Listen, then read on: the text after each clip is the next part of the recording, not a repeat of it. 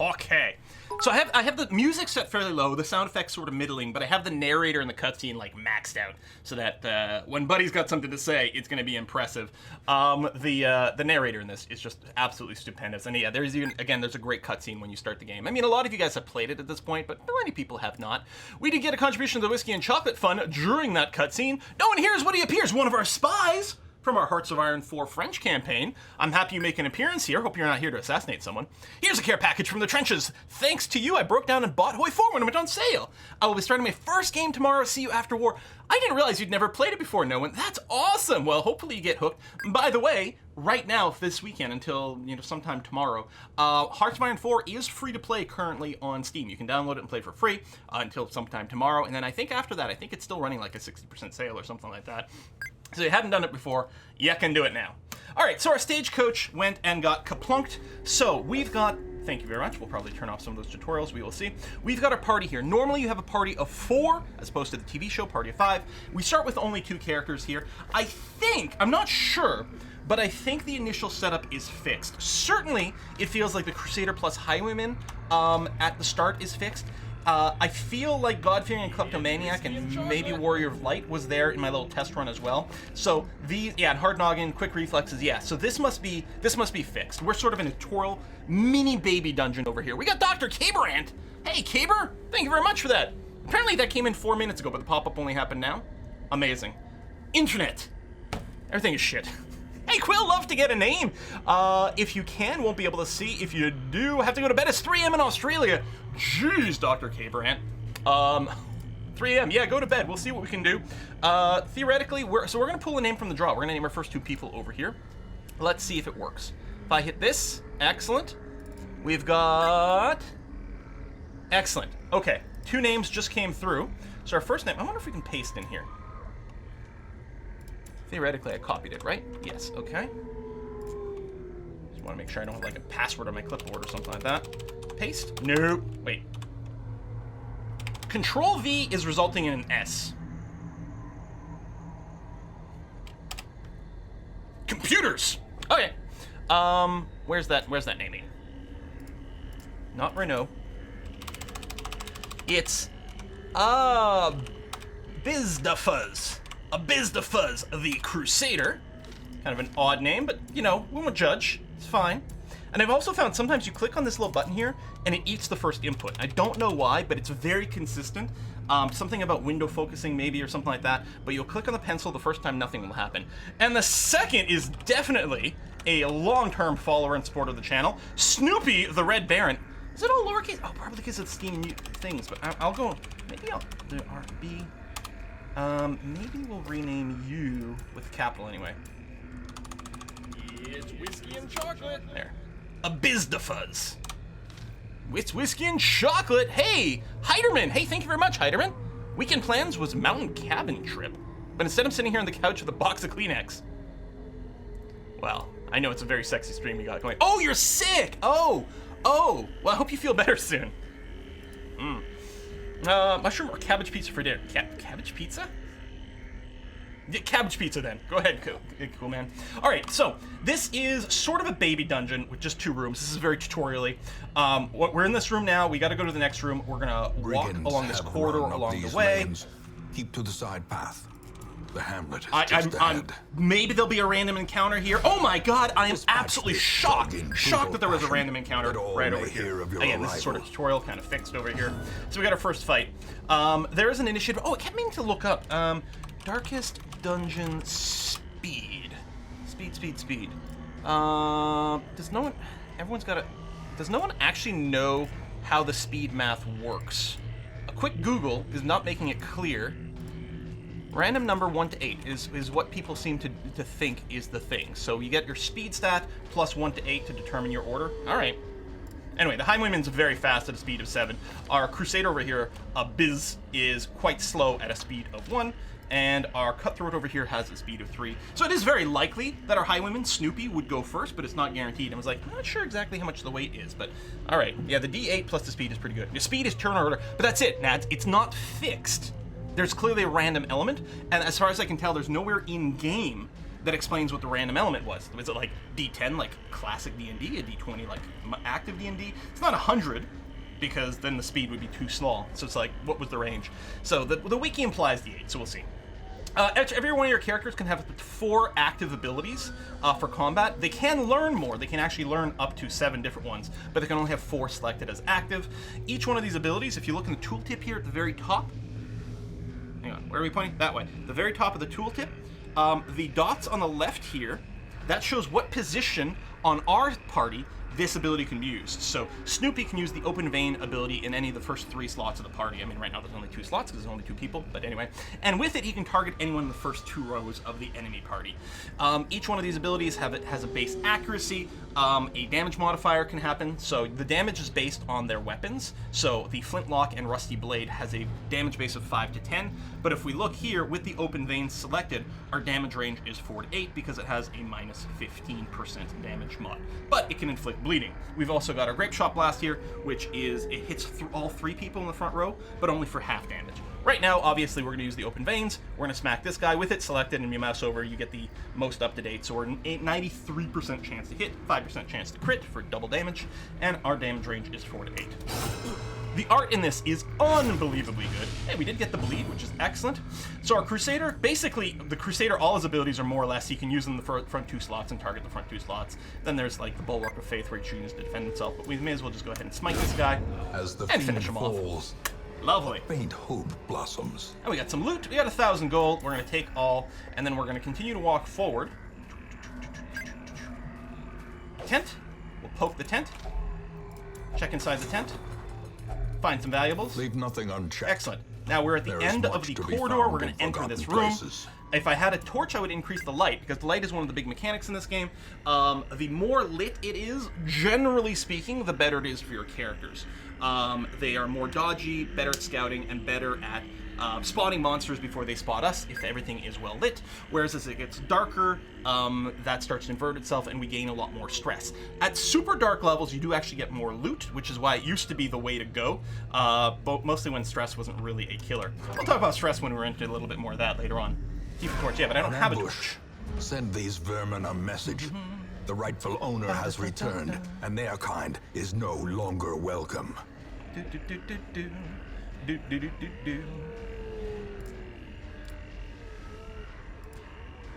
Okay, completely weird. You figure that one out. Cabbage pizza's for dinner. What cabbage pizza? I don't know, cool man. So this is our second fight. Here we've got 2 people we're fighting, and it's worth noting the first guy is a big dude, wide dude. He's actually occupying the first 2 slots of the opposition. So he doesn't get hit multiple times by AoE. So if I Grape Shot Blast, he's not going to get hit twice because he's double wide. But it means this guy here counts as being in the 3rd slot of the enemy party, which means our Crusader here isn't going to be able to hit him because his Smite, for example, only hits the first 2 slots. So something to keep an eye on. Generally speaking, the people further back in the enemy composition tend to be the more dangerous. They maybe do higher damage or have special abilities to induce stress, that sort of thing. They also tend to be squishier. So ideally, we'd like to target the Brigand Fusilier here. The problem is, because our Crusader can't hit him, we'd sort of just be splitting our damage. So I think what I might do here is focus on the Bloodletter, even though he's not quite as dangerous and he has a crap ton more hit points. That's my thinking anyway. Chat, feel free to butt in, you know, people who have played a little bit more. Again, try to avoid anything that's overtly spoilery, but good advice and tactics and thinking it would be welcome. So I'm going to go ahead and hammer on the Bloodletter here. We could Grape Shot. It wouldn't be so bad. It would hit both, but at 50% damage. So we'd be spreading out our damage and not really generating more damage. If we're hitting 3 people, then effectively we'd be generating 150% damage, right? So 50% on each, so we'd come out ahead. It still would mean not focus firing, and focus firing is important, but we're gonna see a lot of that debate between, is it better to focus fire, eliminate a source of incoming damage as quickly as possible, or is it better to be more efficient with our damage, even if that means spreading it out? This will come up time and time again, and I think the answer will vary a lot depending on what fight we're in. Irish Gaelic, hey, thank you very much for the contribution to the Whiskey and Chocolate Fund. I have to blame you for making me want every game you play. You did such a good job explaining your thought process and drawing me in. I truly enjoy watching all the streams. Happy Saturday, sir. Well, thank you very much, Mr. or Madam Irish Gaelic. Thank you for supporting the channel, and just thank you for being around. Yeah, we could stun. So, the Crusader here, we'll talk about his abilities. So he's got a Smite. It's just this base damage, although it does bonus damage against Unholy. These guys are not Unholy. Unholy would be like Skeletons, for example. It's only got an accuracy base of 85, so a little less consistent. We've also got Zealous Accusations. J'accuse! This hits the first 2 rows, which again will only hit the blood letter here, won't hit the guy in the back, and it does it at minus 40%. So when we got an opportunity to do a Zealous Accusation, and hit 2 people, it's very damage efficient. Then we got our Stunning Blow, slightly more accurate, and it has a chance to stun. It only does half damage, but it has a chance to stun. It has a 100% chance to stun as a base, but we have to look at our opposition and see their resistances. The guy in the front here actually has 50% stun resistant. So the guy in the back would only have 25%, but we can't reach him. So we could try to stun him, but it's only going to be 50-50 whether we do, and it will do 50% damage. So the question is, do we want to do more damage and burn him down faster, or do less damage, but for a chance to stun for a round to prevent a little bit of oncoming damage? I don't know what the right answer is in this case. If our stun chance was better, if it was like 75%, I would say the stun is a no-brainer. But here, I'm going to suggest that it's about 50-50. So I'm just going to go ahead for damage. If this guy could do stress, I would do that. Because stress persists between adventures and is really annoying to accumulate. But damage, we're going to heal up the damage in between adventures. This is our last fight here. Blanket fire is annoying. So I'm not too worried. We're just going to go and hammer this guy fairly aggressively. What's his health at? 18? Yeah, I'm just going to try to finish him off. Another thing, if you stun, it will increase the stun resistance for a turn. Yes, that's true. Once someone becomes unstunned, they will then have 50% extra, I think 50% extra stun resistance for 1 round. So you can't just chain stun them.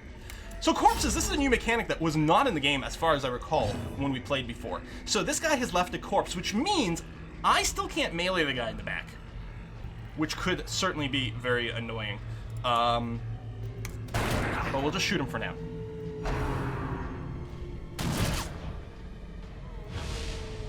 So you see, now it's my Crusader. I actually can't hit the guy in the back with any of my abilities. The corpse will slowly decay and take damage and go away. I can also attack it. The other thing I could consider is doing a Bulwark of Faith here, which gives myself 20% production. Also marks me, which means I'm more likely to be attacked and might take extra conditional damage from stuff.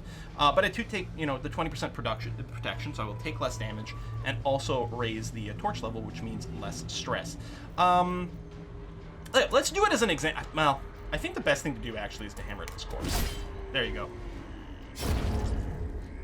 Because now I can go ahead and open up on this guy. Are you saying the battles in this game are stunning? Oh my. I mean, yes, they are. Formation is broken. All right, Maintain we have the victory. offensive. We've taken some loot, these relics, or heirlooms, I think they're called. They're going to be useful for upgrading things in the town. We've got a jade, which is just going to be worth money when we complete this particular adventure, which is we're just about to finish now. And we got a little bit more gold as is. So we get this pop-up that we can complete a quest right now. We can go to the Hamlet right away, but sometimes this might be a little bit of a trap of something, because there's still a chest here. I mean, I can still go back to town right away, but there's a chest I can interact with. Boy, I hope it's not trapped. So it's a Brandit's trapped chest. It's very explicit this one is trapped. If we had some sort of object here that could be used to bypass the chest, we would be able to avoid the trap. I can open the chest. I mean, my Highwayman here has a 40% chance to resist the trap and to dodge it. I don't think we will. Oh my god, it's trapped! Oh, we were blighted. Oh, that's terrible. Okay, well, let's just go home. Tutorial. It's a little bit fixed. All right, so we got 5,000 gold for completing the quest. I guess it's our inheritance. We finally got the town. We got some extra treasures and things. That's going to be okay. And then at the end of each one of the battles, so first of all, you get Resolve XP. Your characters in Darkest Dungeons don't truly level up. They level up their Resolve, which gives them more resistance to stress, which will be really good. But there are other things, leveling up their skills, leveling up their weapons and things like that, is all done in town by spending resources. After every mission as well, there's a chance that someone will develop a trait. This time, Abiz got a Mediator or Meditator trait. So he gets extra stress reduction while meditating and while camping. That's nice. But Snoopy here, like Ligophobia, he gets extra stress if the torch light is below 26. So I think 25 and below is the lowest level of light. Actually, maybe 0 is on its own level. I'm not sure. This isn't a big deal to me because I think we're going to try to keep things fairly lit along the way. Well, there you go. So we're going to return to town. We'll get another tutorial pop up, which will close. And we'll take a look at our things. Fair warning, stuns are less reliable now. Stress healing is less effective than tall tactics. Yeah, I know. It used to be you could just stall out at the end of the combat. Squalid hamlet These corrupted lands, they are yours now, and you are bound to them. Cool, I'm into boundage. Yeah, when I played way long ago, you would sort of get the fight down to like one last person, keep them permanently stun locked while your healers like topped off your whole party.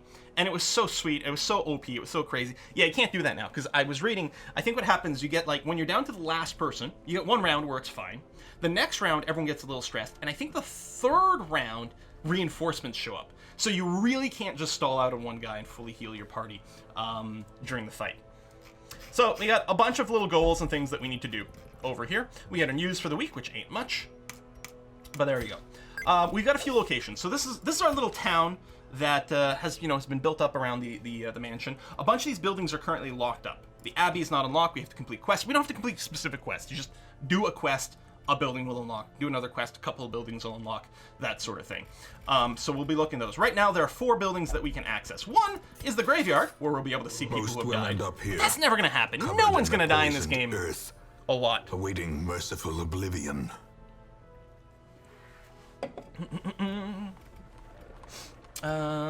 Stake mittens doesn't work well. Stress isn't a big deal if you want to be heartless. And just turn through heroes when they get stressed. Well, I think there is going to be that. By the way, anyone who gets named here, be prepared. We might just cut you loose at some point. We might just be, you know what, your stress is too high. You've got too many negative traits. You're getting booted. You got to listen. You got to retire. You got to spend some time with your family. It's just no good. We've also got this nomad wagon here who will sell us trinkets. Right now, too expensive. Gathered from all the forgotten corners of the earth. I think they always tease you with a couple of very rare relics right away that are too expensive for you to afford. And then the next week is just going to be like very common low-range relics. I think the first one is really a tease. We've got our ancestors' memoirs over here where we can watch our cutscenes over again. My failings.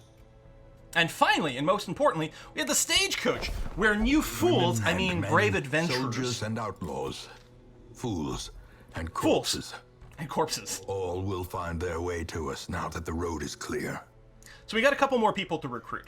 So we're going to do that so we can have 4-person party for our first go. Let me go back to Moobot over here. We're going to draw 2 more entrants. So we're going to have Excel Miguel, which is kind of fun to say. Excel Miguel, the Plague Doctor. What better laboratory than the blood-soaked battlefield? Kuno, no, I'm spelling this wrong. Kuno, I always say Konu, so my bad. Kuno no Oni as our Vestal Virgin over here, ready to heal the rest of our party. Thank you very much. We really appreciate it. Battle. And a pop-up that pointing out that it might be a good idea to upgrade the stagecoach, which is definitely the case. Right now, the stagecoach will bring 2 new adventurers every week. We want to upgrade it, so next week we're going to have 3 to choose from, which is going to be a lot better, and we're going to want to upgrade it probably to at least 4 heroes every week, especially as we start dropping some people because, they're developing some issues, too much PTSD going on, and then we'll be able to be a little bit more discerning with who we hire based on what traits they may have. Fragile Egomaniac is a healer. That's fine. Yeah, so reduced hit points, obsessed with self-worship. What about our Plague Doctor? Obsessed with cleanliness, bonus stress. Oh, he gets really stressed if his HP goes below 50%. He's really good into Warrens. Unfortunately, we're going to be starting with the Warrens right away. We're going to be experimenting in the ruins. We got Wheeled Explorer, that's not handy. Really like the Hard Noggin and the Quick Reflexes here on Snoopy. He's a known cheat, so he's not allowed to gamble, which is fine. And yeah, has been the Warrior of Light, which is really nice, and then the Meditator should be handy. Kleptomaniac will be really annoying, though. But we don't have much of a choice for that right now. We are done in town. There's nothing for us else to do. Let's go on our very first quest. Of madness and morbidity. Your work begins. Why did you venture into this dump if you're obsessed with cleanliness? I know, right? So, there's a variety of different places we can go. We can go right into the Darkest Dungeon. It's level 6, super hardcore. We're not going to do that. We're going to start with the ruins, and again, this is going to be another tutorial mission, which I think has a predefined layout, if I recall correctly. It's a short dungeon, so we're not going to be resting at any point. The rewards are some gold, some more of these heirlooms. These are the heirlooms used to upgrade the town, like we just did with the wagon. And we're also going to get ourselves they call them trinkets, relics? Trinkets. Every character can be equipped with 2 trinkets. So we'll be rewarded with this one, which hurts our dodge but gives us a disease resist. Or we could sell it. It's a common one, so it'll probably sell for $7.50 or maybe $12.50. Anyway, let's grab our characters. Now, we already know some of these abilities can only be used in certain positions. You can see over here the preferred position, preferred target. Based on the skills we have active with this character, he would like to be in one of these 2 positions, and that matches. If we look over here where we can use things, these 3 abilities can only be used in the first 2 spots. This one could be used anywhere. Actually, no, still first 2 slots, so clearly he's going to want to be there. And probably we'll put the Crusader in the frontmost slot because he's fairly tough and tanky, and that makes a lot of sense. Now, with Snoopy over here, he's actually quite comfortable in the 2nd or 3rd position. Right now he's in the 2nd. We can consider the 3rd. Some of his abilities, like Pistol Shot, can be used in the far back. Some of his abilities, like Open Veins, can be used in the far front. But 2nd and 3rd position seems to be the smartest. Now let's take a look at Excel over here, our Plague Doctor. He would most prefer being in the 3rd position over here, because with that being that bright lit, I suspect that every single one of his abilities indeed can be used in the 3rd position. But he's also pretty pleased in the 4th position. 4th position means he can't use Incision, but he can still use everything else. It's worth noting, though, that the Plague Grenade and Blinding Gas both hit both people in the far rear of the enemy position. So if we're not fighting against a 4-man squad, both these abilities become kind of middling. But we still have the Noxious Blast. It doesn't do a lot of damage, but it does put a Blight on, which is damage per turn, which is pretty good. And, you know, if somehow we're not in the back, we can do Incision. So, I mean, 3rd position might be best for Excel to give him full flexibility. We'll put him there. But let's take a look at Kuno over here. Kuno, none of his preferred positions are fully lit, which means in no position is Kuno going to be able to use every one of his, or her, abilities. Mace Bash is only in the front 2. It's actually not bad damage, but that's really not what we're bringing a Vestal for. Vestal's mostly going to be here for heal, Divine Grace, back 2 position, drops a heal. Divine Comfort, back 3 positions, heals the entire party, not by as much, but is really efficient healing. It's also really good at just knocking out people from Death's Door.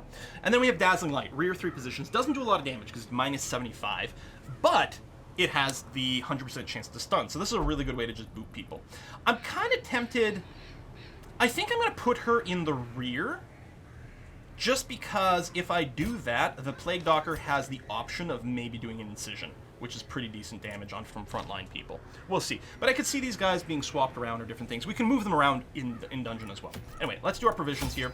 We'll get... The cost of preparedness, measured now in gold, later in blood. This narrator is just the best in the universe, isn't it? So, we can purchase some things before going to the dungeon. It's starting us off with 1 Holy Water, 1 Anti-Venom. It's recommending that we come in with 8 food. Very convenient. 8. I was going to say 8 food is a stack. Every now and again when you're doing dungeon stuff, your people will get hungry and you need to feed them. Otherwise bad things happen, and it takes 1 food per by default. So by bringing 8, we could potentially do that twice. With a short run, we'll probably only get it once, if ever, but we can always feed people food for a little bit of extra health as well, so it's not so bad. Torches are recommending 4. I see no reason not to just bring 8, which is a full stack. They're relatively cheap. Yeah, okay, so we're spending another 300 gold. Boo-hoo, we're going to have the money, and I think we're going to appreciate having more light. We could bring a few other things. These help with some of the curio interactions, a shovel, a key. I think for this dungeon, again, because it's kind of fixed, because it's still sort of part of the tutorial, I think they're going to give us everything we need. But I'm going to bring a shovel and a key, just in case. I think we're going to end up with an extra one of them, but I think it's going to be okay. We'll see. Let's embark. Boom. Keys and shovels is a really bad idea. Wait, what? Bandages are nice for bleeding, that's true. Someone cooking something or burning something in the house? The house on fire? I think someone's just making toast or something and maybe got, like, over-toasted a little bit. Okay, our quest in this mission is to explore 90% of the rooms. And these do get rounded down. So basically, in this dungeon here, I don't know if the entrance counts as one. I'd be curious to find out, because there's going to be some times where we might be interested in the math. But basically, here we can skip 1 room. And hopefully we get a scouting burst at some point to identify it. But I'm pretty sure, so basically we're going to be able to skip either this one or this one. Is the way it's kind of going to work out. I think this one is a fight with a treasure. This is a fight with a curio. So I'd rather probably go with the fight with the treasure, but we'll see. Right now, every time we enter a room, there's a 25% chance that we scout, which will reveal things along the corridor and what's in the upcoming rooms, which is really handy. We get a bonus to our scouting when the light is high as well. Right now, we have no choice but to move forward. We have no information about what's going on here, so we're just going to walk and walk and walk and see. All right, we've got a little torch over here that we can grab. An unburned torch, so we'll get a new one. Finding the stuff is only the first test. Now it must be carried home. So it's a little hard to see, but as you walk through these corridors, there's 4 little slots, and each one of these slots of the corridor could have some sort of encounter type thing, and it also diminishes your light as you go. Before we go into this room, I'm going to bring the light up just to give us the best combat stats, and especially to bring up our scouting chance, because I really want to go and see that. What's the difference between treasure and curio? So a treasure is just like a chest, like this one here, that just gives you loot. A curio is some sort of object that you can interact with that has positive and negative outcomes, and possibly interacts with some of the items in your inventory to let you manipulate some of those things. We got a surprise round on these monsters here, which I don't know what the math behind it is, but you can see if it's fully lit, greatly increased chance of surprise. These guys will still get to act in round 1, they just act last. So all 4 of us will go, then those 2 will go, and then after that it'll just be normal initiatives that develop. So here's a good example with the Plague Doctor here. I don't have access to all my abilities because they just hit people in the back. Skeletons are vulnerable to blight, which is 10%. They're basically immune to bleed, which you would sort of assume. So we'll just go ahead with the noxious. Well, no, that's fine actually. We're probably just going to AoE these down. I'm going to whack some on the guy in the back. He did get blighted, so he's still going to take 5 damage at the start of his round. So he's basically only has 2 HP left. What I'm going to do with Snoopy here is I'm just going to stab this guy. What I'm hoping to do is j'accuse from the front, which will hit more than one person. But just in case, we'll go ahead and we'll drop a dazzling light, maybe on the guy in the back over here, which missed. That's too bad. As the light gains j'accuse! Spirits All right, are lifted. he's not dead, except he's totally dead. Is made because clear. On his turn, he got hit by the blight. Woo! Oh, right, and Smite, it does do bonus against Unholy, but the j'accuse hits 2 people, which worked out pretty well. We'll take money from that, and we've got a chest. It's an unlocked strongbox, so you can see, and I think this is an option they added in at some point. You see these little question marks here? This indicates that we haven't used this item on this interactable yet. So we don't know if it's good or bad. This is unlocked. We should just be able to loot it. I don't think there's any modifiers with the unlocked strongbox, so we're just going to go ahead and open it as is. And get ourselves a shovel. This is why I don't think we had to bring a shovel for this. Some citrons, that's not worth a lot. Yellow, like fading hope. God, that's good. And some onyx, black like endless night. I wish I could do the narrator's voice. Anyway, we'll move on to the next room. Still no scouting tick. Hey, boy, it's a good thing we have a shovel to clear this out. Stone seems bent on preventing passage. So, if we just cleared it by hand, I think it would stress us out and potentially cause damage. But we have a shovel, so we'll just clear that and move on. A little bit of stress. So we haven't talked about stress yet. Stress is the insidious killer in this game. Obviously you die if you run out of hit points. Well, technically you go to death's door first. We'll see what that is later on. With stress, if you hit 100 stress, your character freaks out, probably gets some sort of negative effect on them, and that negative effect tends to start bringing everyone else in the party down. The negative effect can cause them to panic, start acting randomly. You may not have control. It's really annoying. I had someone become paranoid and actually shoot someone else in the back from it. 100 stress is pretty bad. 200 stress, die from a heart attack.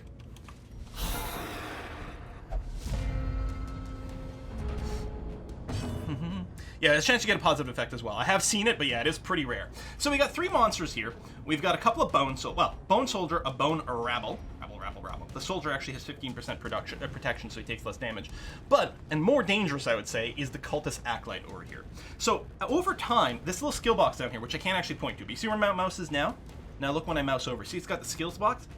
Once we see someone use a special ability, it will show up in there as a reminder with little symbols in terms of what it does. The Acolyte has an ability that generates crap tons of stress, and that's really bad because stress doesn't go away between adventures, so you have to rest your people and things.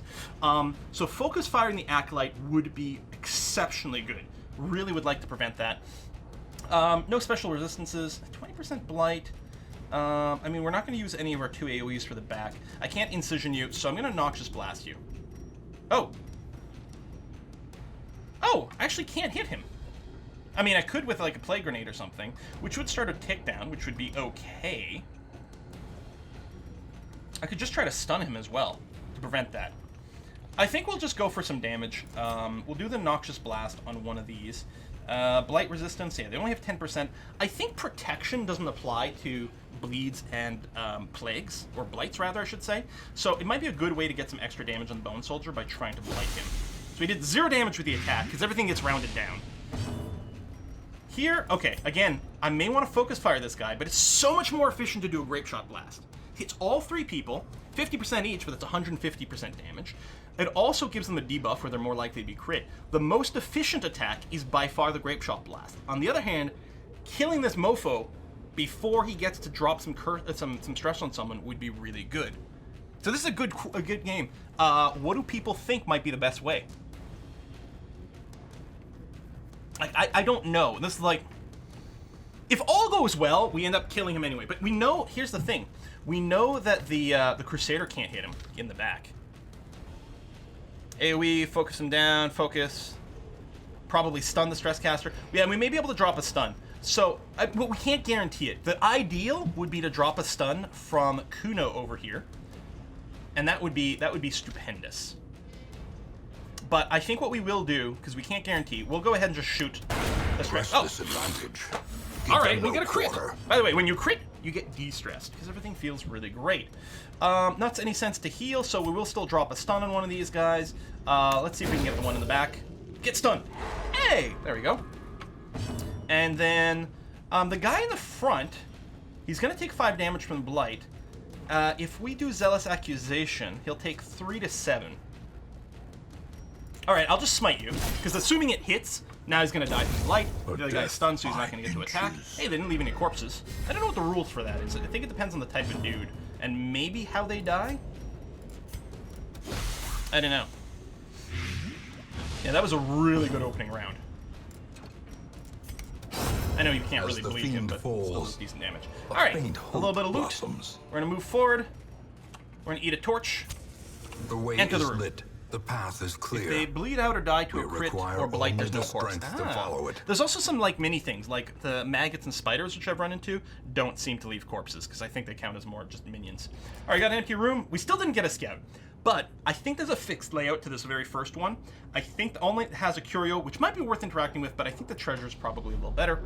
So we'll go this way. We have no idea what we're going to run into over here. If there are traps, as you walk over them, I think each one of your characters sort of kind of does a roll versus trap to see if they get affected or not. So sometimes you can pass over a trap and nothing happens. We got a debuff amulet. Okay, dramatically hurts your dodge, but gives you a bigger resistance to debuff, you resist debuffs. You also have an increased debuff skill chance. Does anyone know, do blights and bleeds count as debuffs? If so, the Plague Doctor, Miguel over here, would be the perfect. No, says people. No. And dodge can't go below 0? Oh, that's interesting. So if you put on someone with 0 dodge. So debuffs are different. Does a stun count as a debuff? Because I know there's specific trinkets for stun as well. Because otherwise, I don't know. I mean, I guess the Grapeshot Blast, there it says debuff target. Okay. Maybe they actually have to use the word debuff. Well, this says debuff target. Ah, okay, so the chance to bleed from Open Vein isn't part of the debuff line, but the rest of it is. Still, I don't think I'm going to put it on a Snoopy because of his dodge chance. So I don't think we've got anyone who does debuffing right now. I don't think anyone other than our Highwayman has a debuff entry in any of their abilities, and the Highwayman has dodge, so I don't want to give him the -4 dodge item. So we'll just probably keep it. We might sell it. I can equip it, right? If I wanted to. I could just, slap this on someone if we need extra space. So if we need some space, I'll just throw it on someone randomly. But for now, we can just forget about it. Save it or sell it, yeah. All right. Let's light this candle again, and then pop in. Oh yeah, there's the debuff resistance. That's true. I should have put it on someone just for the resistance, like the Plague Doctor. Okay. I'll try to remember next time. All right, so we got another one of these acolytes with the debuff casting. The thing is, I think I'm going to just go in Grapeshot Blast. All right, we got a bad roll anyway. Let's pretend it doesn't matter what attack I chose there because it was going to miss. Attack rolls are just rolled once for these AoEs, so often you'll see them, it'll all hit or all miss, or in a very rare case where it close and then it depends a little bit on dodge, you'll see some hits and misses, but usually you'll see this sort of all or nothing with the AoEs.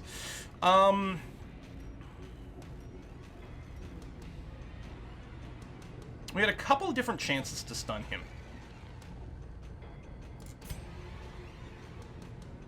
Let's do that. It could stun 2 people. It's only going to go for 1, but we got the stun off. So we know we're not going to get stressed from this one. We have another stun available, but I guess I'll just go and stun someone else.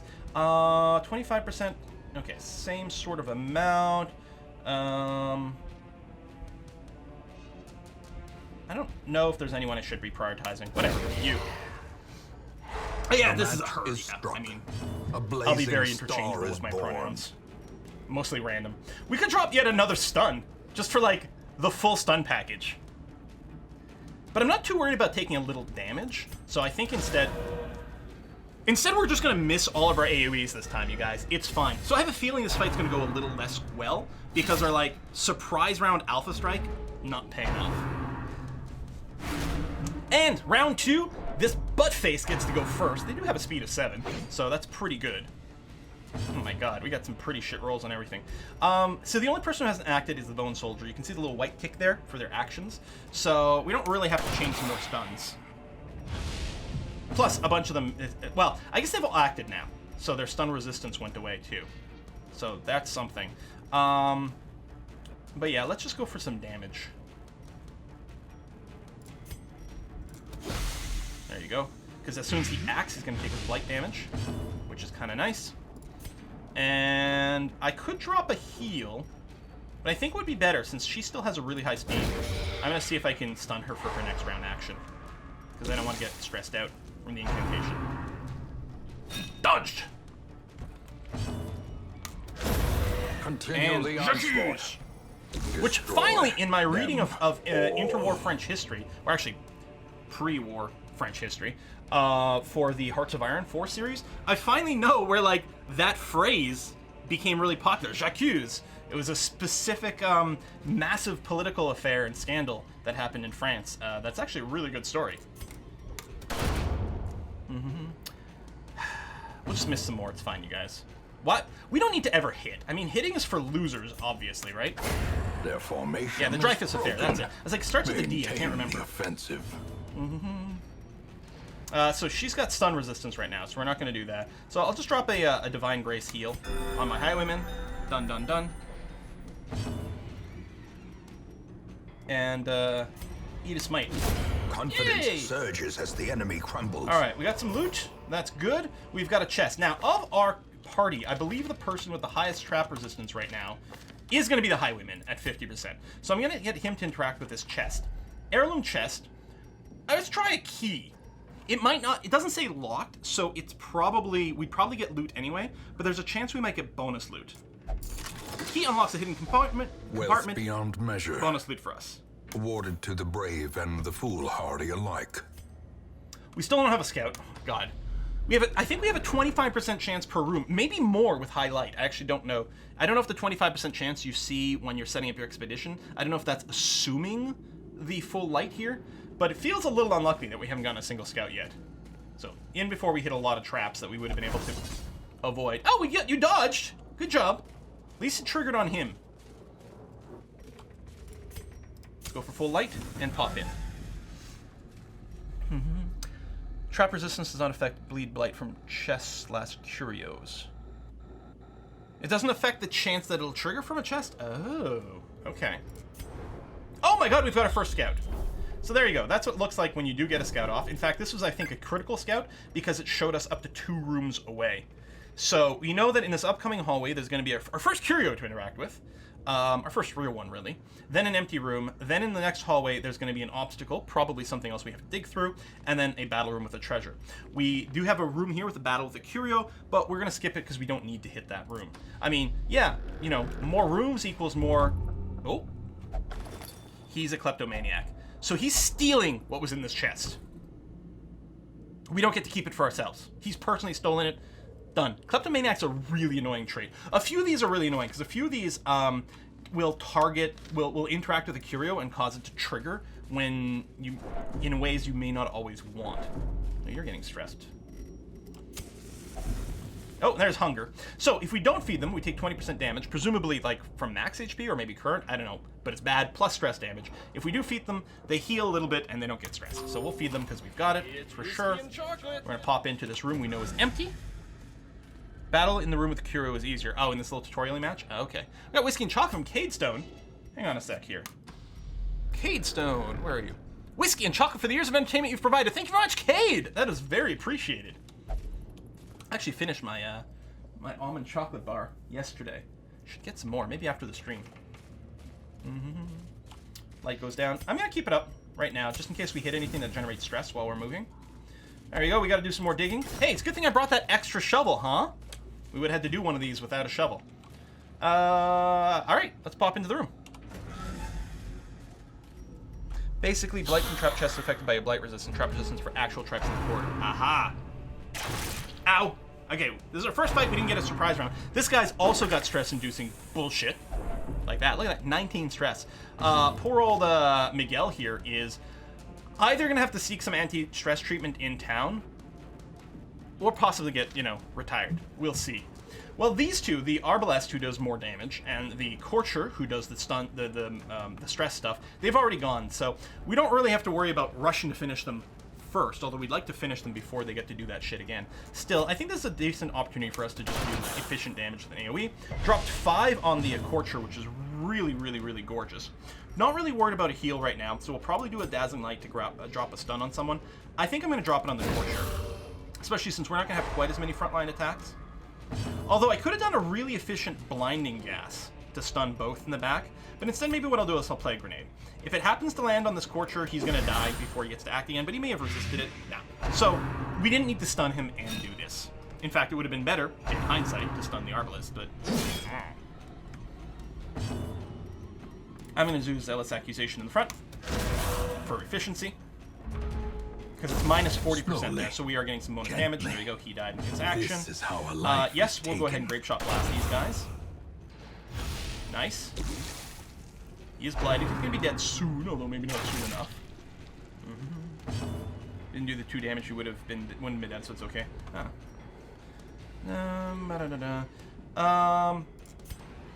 This is our final fight. I'm not worried about dying here, so... I'm not going to do the heal. I'll stun instead, which prevents damage. So, in fact, from this guy, preventing him from doing damage might be worth more than a heal, because he does hit for a fair amount of damage. We're going to do Incision on the guy in front. Actually, no. I forgot that he can use his Noxious Blast on the guy in the front, which is what I should have used for better blight. Well, Incision does more base damage, because it does its full damage up front. Yeah, he resisted the bleed because he's a skeleton. The Noxious Blast doesn't do as much straight-up damage as Blight, but it does go before he goes. I don't know. I think it's all a moot point here. I'll do a Zealous Accusation to do that, to inflict a little damage on this corpse and hopefully move it in the front position. We'll just do a pistol shot here, finish him off. Even if it missed, this guy was still stunned, so he wasn't doing anything else. Ooh, Dodge Stone. A trifling victory. Reduced speed, but increased dodge. But a victory nonetheless. Here's the thing. I'm thinking we may put that on the Crusader, because he's at a speed of 1. The Crusader's probably going last anyway. Right? Like, why don't we go ahead and give him the Dodge Stone?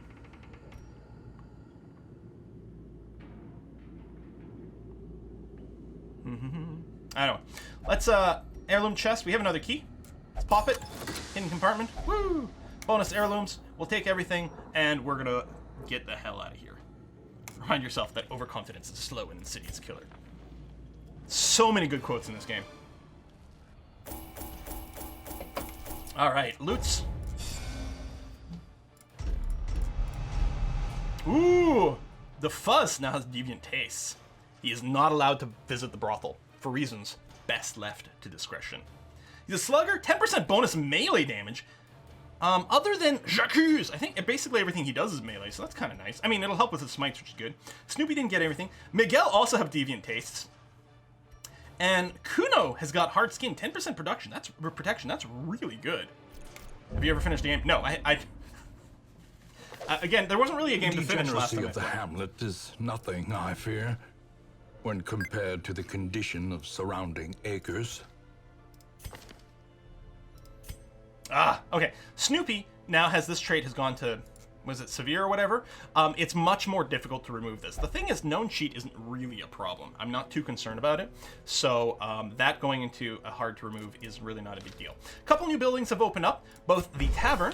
Fresh kegs, cards, and curtained rooms promise solace to the weary and broken alike. And the Abbey. The cobwebs have been dusted, the pews set straight. The Abbey calls to the faithful. both the Abbey and the Tavern effectively do the same thing, which is they help to reduce stress. I think it's a random number. It may depend a little bit on which one of these. I know some of these can cause side effects, some good, some bad. Like they can develop some quirks and things like that.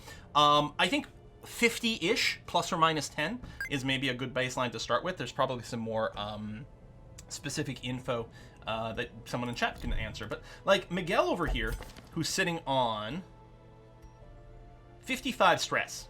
So we have to choose if we're going to try to de-stress Miguel. If we do, he's not available for the week. He's not available for the next adventure.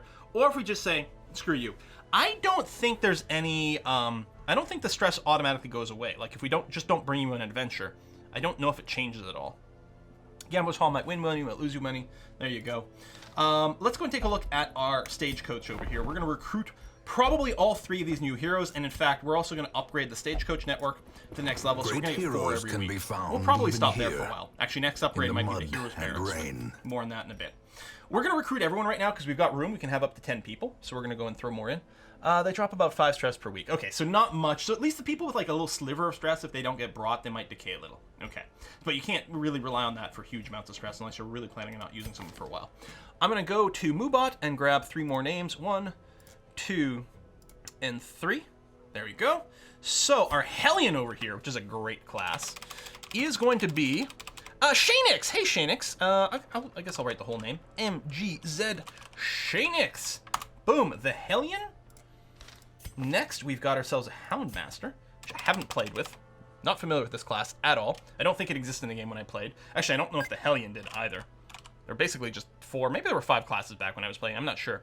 Puck of Pook's Hill. Oh, well, I was putting in spaces because it, reads better that way, but Puck of Pook's Hill. A little hard to read, but Puck, anyway. And finally, an Antiquarian. That's an Antiquarian. That's new to me. Grizzly Sword. Grizzly Sword, the Antiquarian. I feel like maybe we could have moved the names around a little bit, but that's fine. Recruited. Barbaric rage and unrelenting savagery make for a powerful ally. There were probably quotes for all of them if I wasn't that quick. So, oops, but oh well. Just what I'm going to do is I'm just going to remove the relics. I think that was the only one, or the trinkets rather, just so that we can sort of reset and plan for what's coming up next. The Nomad Wagon is probably selling affordable relics right now. Solar Bracelet, really good boost if it's well lit. That's a lot of money. That's all our money. We wouldn't even be able to get provisions. Although I guess I could sell some of these. Like, I don't really care about the disease charm, so we're going to sell it for $750. I feel like this has value. I don't think we buy the... I think it's too expensive, right? Quality of life. In the chest thingy, there's a button that unequips all relics. Ah. Thank you. That's really cool. The Antiquarian can help you come home with 50k gold. Wait, what? I know there's a bunch of hidden stuff with these various classes. That's interesting. Always with the Antiquarian. She will get extra money loot when she grabs anything, even torches. Okay, interesting. Also, preferred position, literally anything? Literally every single one of the Antiquarian's abilities can be used in every position. What? 10 dodge, stout... balance, kleptomaniac. Well, you're going to be stealing... Oh, they should be... Yeah, she's a klepto. That's going to be annoying. We will be able to remove some of these traits later on. Yeah, but they're all shit abilities. Is her base damage bad? Oh, her base damage is only 3 to 5. Womp womp. Yeah. So, like, because I was like, oh, this Nervous Stab doesn't have, like, a negative damage thing. Yeah, but her base damage is garbage. Get down. So it backs herself up by 2. I'm gonna go with her. But then boost herself with dodge and speed and blight. Yeah, but that's a whole round doing that. Flash powder does no damage, breaks stealth, and lowers their accuracy. Protect me. Yeah, these are not great abilities. I don't think Kleptoquarian is that bad. Do you want them to open virtually every item anyway? Yeah, but if someone triggers, if they open something with the Kleptomania, they keep the items for themselves. It doesn't go to me. So we would lose that stuff. So let's bring in the cash, huh? Well, I think we'll give it a go. Anyway, let's embark on the next mission, which makes a crazy amount of gold. That is very interesting. We're gonna bring it, and we'll dump what we've got. Oh, Miguel, hold on. Can I back up still? Yeah, Miguel, are we gonna treat Miguel? I think so. Well, See, Miguel does not have winning quirks. I'm not sure it's worth spending what, $1,200 bucks, $1,000 to de-stress Miguel.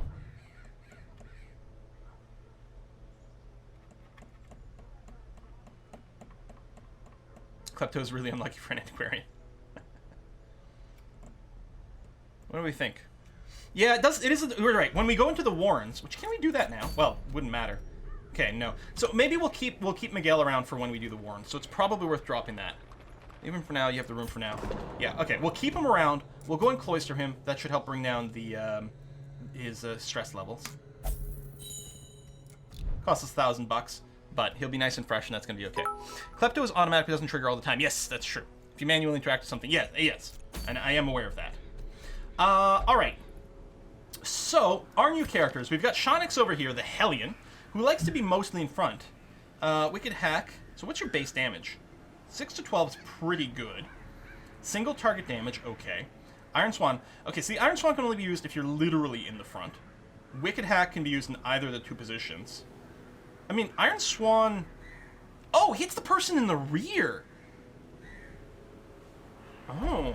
As I say, it's not much better. I mean, it has a slightly higher crit chance, but it's so much more limiting. And it is very limiting, but it is nice that it can do that. If it bleeds, so you target someone in the two middle spots. Weird.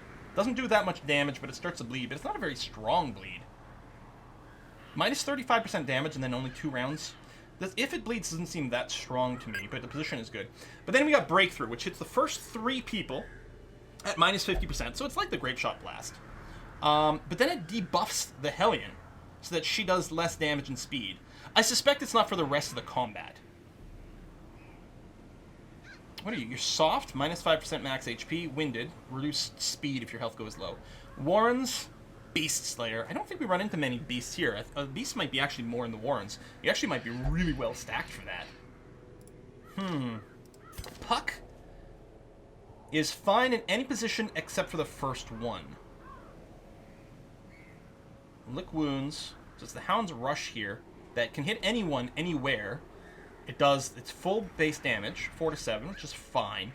A little bleed maybe, and then it does bonus damage against Beast and bonus damage against Marked. Hound's Harry hits everyone. Not for very much, but it does initiate a little bit of bleed, which is interesting. Guard Dog, buff self-dodge, meh. Okay, well, let's bring Puck. Let's bring the Hellion. We'll bring in the new people. Let's try the Antiquarian, who's happy everywhere. Now, we don't have anyone who can heal, right? I mean, we've got a self-heal. Yeah, we've got a self-heal, but that's it. So it feels like we should bring Kuno again. And we'll put you in the 3rd position. Because other than the Mace Bash, you can do all your stuff from the 3rd position. I guess it doesn't really matter. Whether in your 3rd or in the far back, it's exactly the same. The Antiquarian can heal? Maybe later. Maybe we can unlock something to heal? No.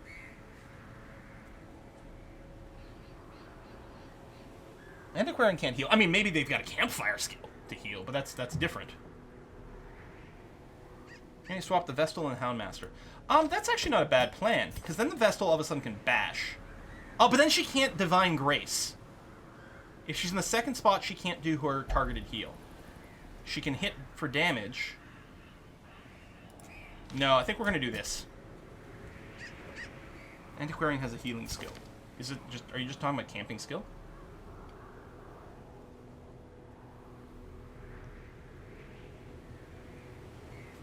Oh, heals for 1 if we unlock it. So it's good for lifting someone out of death's door. We haven't unlocked the guild yet, so we can't unlock it. I think what we might do is just another short mission, just because it'll be a fast quest to cycle the events in town. Let's see. This is we have to complete all the room battles. This is a item for an arbalest. I didn't even know that was a class. Or a scouting whistle. For the Hound Master, 20% scouting chance if torch is below 51%. So if it's dark, it compensates for the lack of scouting. Improved torch disarm chance. I don't know. I think we'll go with this one. Arbalest is the same as the musketeer. Oh. Or rather has the same skills. What? But musketeer's a whole DLC. Like, why would they... I don't understand. Anyway, let's just go with this. Could possibly go wrong. Oh, dog treats. Greatly increases the hound's vigor for a short time. Huh. And it starts us off the key. Now, is it random what it starts us with? Because it's not leftovers from the last mission. Because we had plenty of other things, like holy water and medicinal herbs and whatever. Musketeer's just a skin. Oh. Oh, okay. I see. Oh, yes, and the trinkets before we go. Thank you very much for that. That could have been really annoying. So...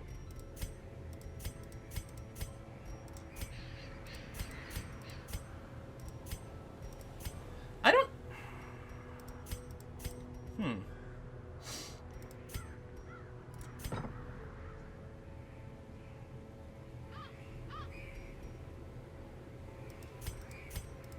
Alright, well, our Vestal has 0% dodge, so presumably, if we give her this, it'll give us some debuff protection, and the dodge penalty won't matter.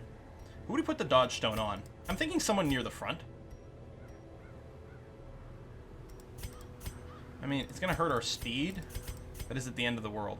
Well, I'll tell you what, Puck has got fairly low health at 19. Let's give him the dodge stone.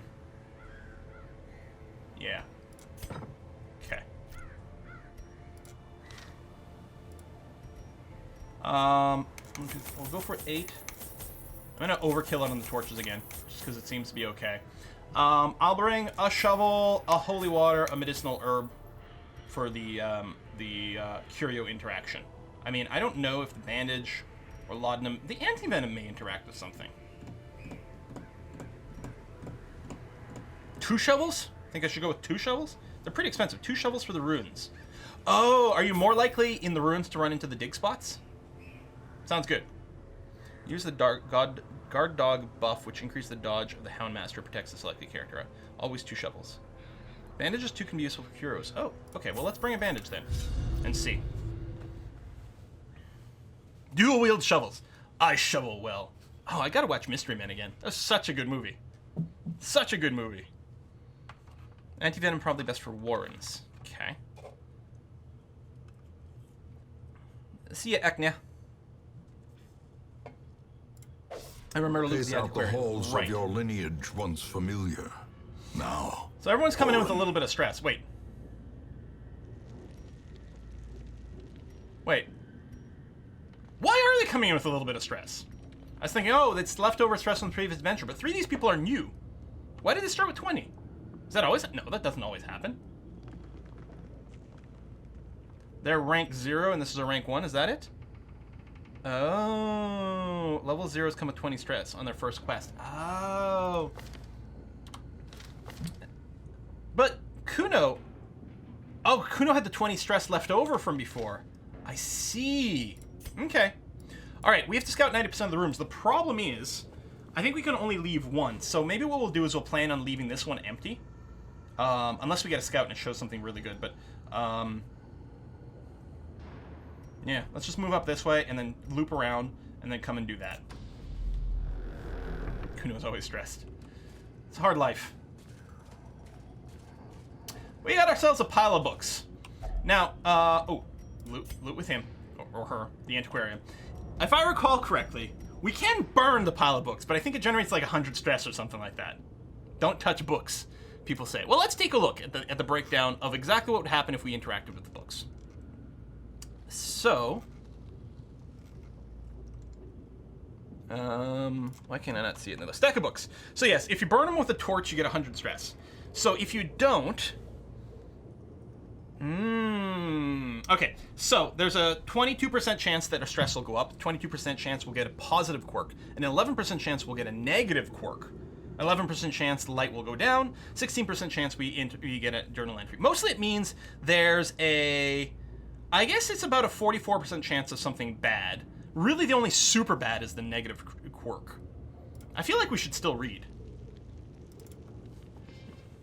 We're just... Screw it, it's fine. If I know anything about, like, Cthulhu mythos and all that, it's totally fine to read random books you run into. Oh, an unsettling passage.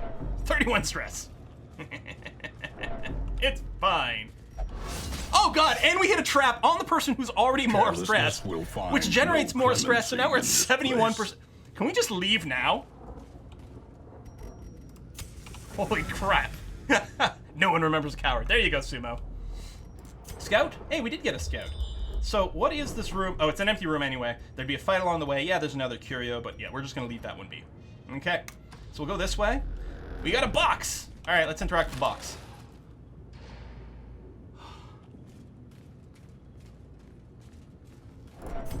I hate this game. I hate it so much.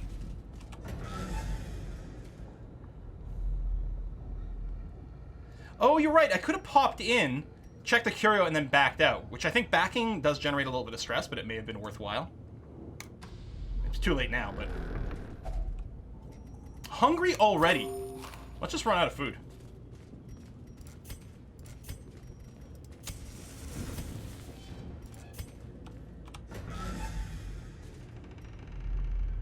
Oh, so many empty rooms. I mean, at least we got that. Alright, so yeah, we're gonna go this way. We'll run into another curio. Let's do... Oh! Kleptomaniac! Oh, God! The kleptomaniac opens the thing, gets herself poisoned. Yeah, alright, that's fine. Serves you right.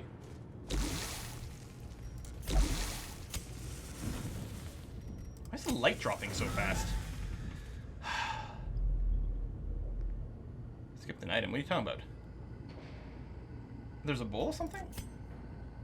Oh, shit! There was a curio over there I didn't spot. Oh, well. Well, I'm already taking twice as many torches as the game recommends for a small... A handsome reward. For a short dungeon. They say, take 8, so I take 8. Alright, they say take 4, so I took 8. I mean, maybe I should just bring more. I mean, they're not that expensive. Oh my god, each one of these rooms is empty, which I guess is okay.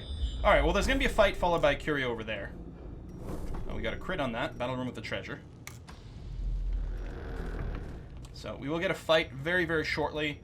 I could eat a lot of extra food to bring her health up right now, but I don't think that makes much sense.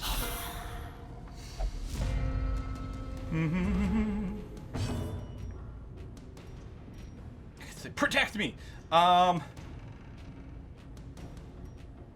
Nervous stab. I think we'll just apply a little bit of damage over here. I was hoping it would be, like, could we crit, maybe? Get some of this stress gone? I don't know. If it bleeds, we'll do, I mean, it could drop a bleed on this guy. It's probably the right way to do it. It does, okay, it'll still do 48 damage and a bleed. It definitely increased this. Kill him before he can drop stress. And the monsters are pretty good. If they have a stress attack, they will tend to target your people with the highest stress. So, yeah. There's Hound's Rush. These two are exactly the same. We're gonna do this one.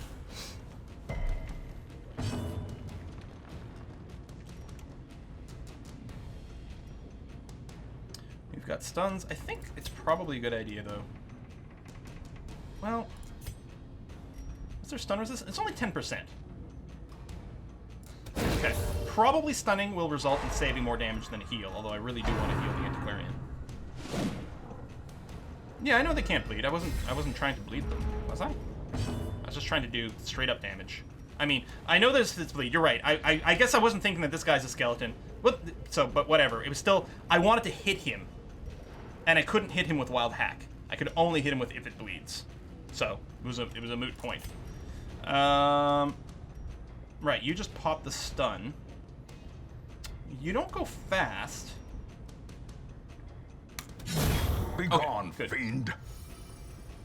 There's a good chance this will work out. Ah! Bump the knight. I think it can also stun us. Oh, maybe not. I'm thinking of something else. This is going to be a good one to drop a heal. New round, and finish him. Oh my god! Die already. Continue the onslaught. Destroy them all. Loot. Alright, continue. And then there's a what? A curio here? Let's try not to miss this one. Oh, it's just a torch.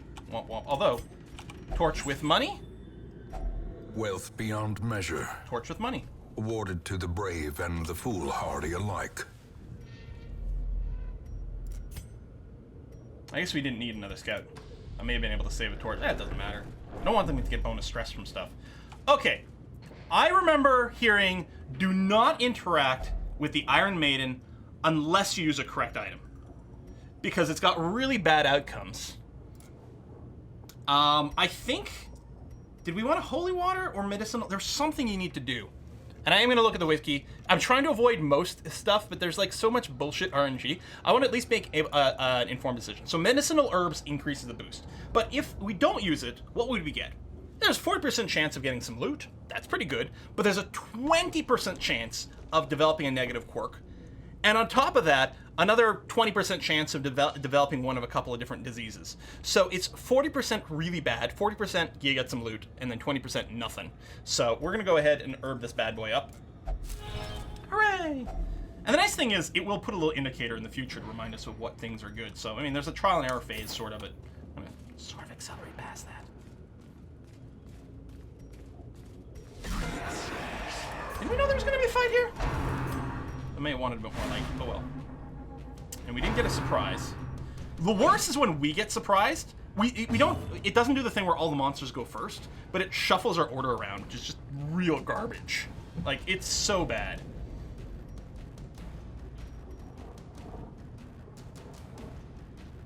Yeah, I mean, I guess we just nervous stab. You already went, but I think we're gonna slam the Acolyte with the stab anyway, because we want to get rid of her before she goes again and does another stressful incantation. And there's not that good... At speed 5, he's probably going to go before we all get to go and kill him. So, yeah, we'll just go ahead and stab her. Also, the monsters go first. I don't think the monsters go first if we get surprised. I'm pretty sure I noticed that. So, yeah, you don't really have... It's 20% bleed, but that's not too much. Do I want to bleed you?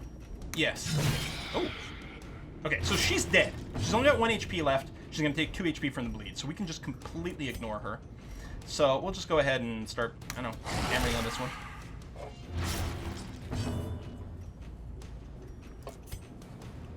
And then... Actually, it wouldn't be a bad time to do a party heal, but I think what might be best first... There you go, a little bit of a stun. Prevent a bit of damage. She's dead. Death. He's not going to get the axe, so it's only him. There's a possibility we might be able to kill him before he goes. He's bleeding for what, 2? So he's still got 1 HP left. Stab? Oh, he's going to die anyway. Falls, a faint hope I haven't tried Warsaw yet. No. But yeah, I got's to. Fish for those party AoE heals for small... Wait, if the party AoE heal removes stress? I guess if it crits, because you can crit heal to remove stress. That doesn't seem to do much. Ah. He's got 1 left, he's not bleeding. Oh, good. Confidence surges as the enemy Do the rest of the run in darkness. That used to be. Alright, torch up, bring that up to the max. What is... Oh, because it's new. Oh, and we have a high limit. Hold on. No, we don't have a high limit. Never mind. Although it'll be really cool. So decreased virtue. Virtue is what, a positive quirk? So having the stalwart buckle, does it decrease the chance you get positive quirks? Which sounds bad, but the increased crit is good. The increased stress is bad, but if you crit, you reduce some stress. I don't know. Hey, Untraceable. Thanks. So it's a bigger fight. I mean, we might consider, like, asking for one of the frontliners to protect us. So it'll mark that person, but give them more dodge and protection, which is nice. But I kind of feel like just doing damage is the way to go. Oh, the virtue is when someone hits 100 stress. Oh, it's that one. It's not the quirk. Okay. I think what we're going to do is we're just going to stab at the Arbalist over here, because he does a fair amount of damage. I think that's probably fine.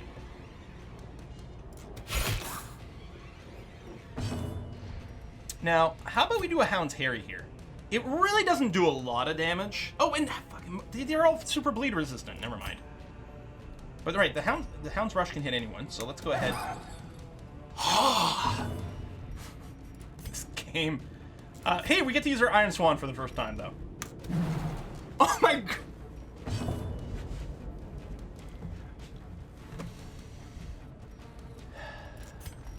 I can't stun you. In Radiance, may we find victory. Oh yeah, I gotta remember we got these dog bones.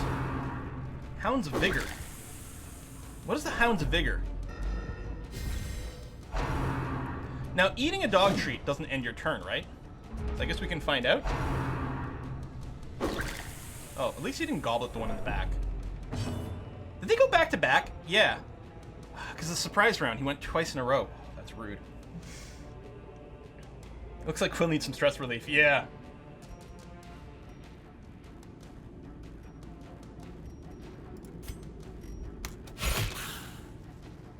Yeah, you got the non-stun thing.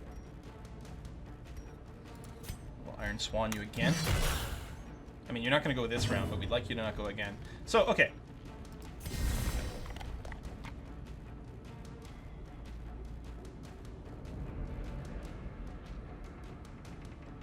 %50 more damage? And 15 accuracy? What?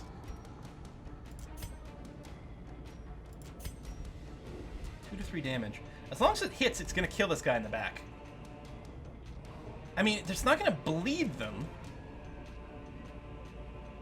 Minus 75% damage. I mean, it seems like we'll do a little bit of damage to everyone and we'll kill the guy in the back. So it seems like the Hound's Harry is good. Unless it misses. Press this There you go. advantage. That seemed like an okay Give way them to no go. quarter.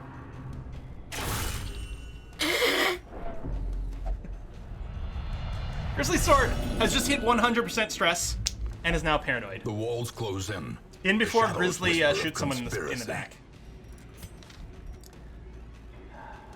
I'm not going to bother healing you. I'm so sorry, but it's not going to happen. And you're probably going to die. Can I kill you with this? No, 1 to 2. I mean, the stun's nice. But you've already acted this round, so I'll just miss, so it doesn't matter my target, I guess. Sorry, I tried to save you from 4 points of damage there, but apparently that was not to be. Char's going to have his talk.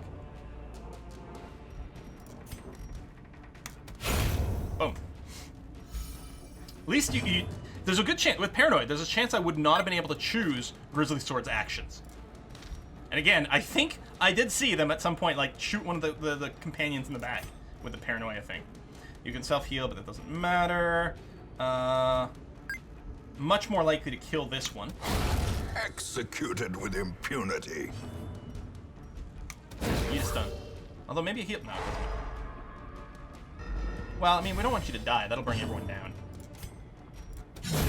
You know, I don't really care about you individually, Grizzly Sword, but you bring everyone down if you were to die. So that would be bad. We may as well get you to interact with the chest one more time, though, before you go. Heirloom chest. Yep, we'll use the key to get even more loot, plus the bonus loot that you're already going to give us. Finding hey, we got a the shovel out stuff of it, is too. only the first Nice. test. Now it must be carried home. Okay, it's going to be an empty room. No more fights, so we'll be kind of okay-ish. So, these traps, you do have to stop. If you just walk over it, it'll still trigger the trap. So when we're here, we can see the trap disarm chances. And yeah, our Hound Master's at 80% chance to disarm the trap. So you gotta move forward until it glows. And then 80% of the time, it fails all of the time. I hate this game so much.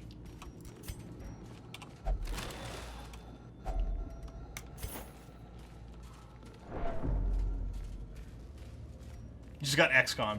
I've actually been playing XCOM, so... And that should be that.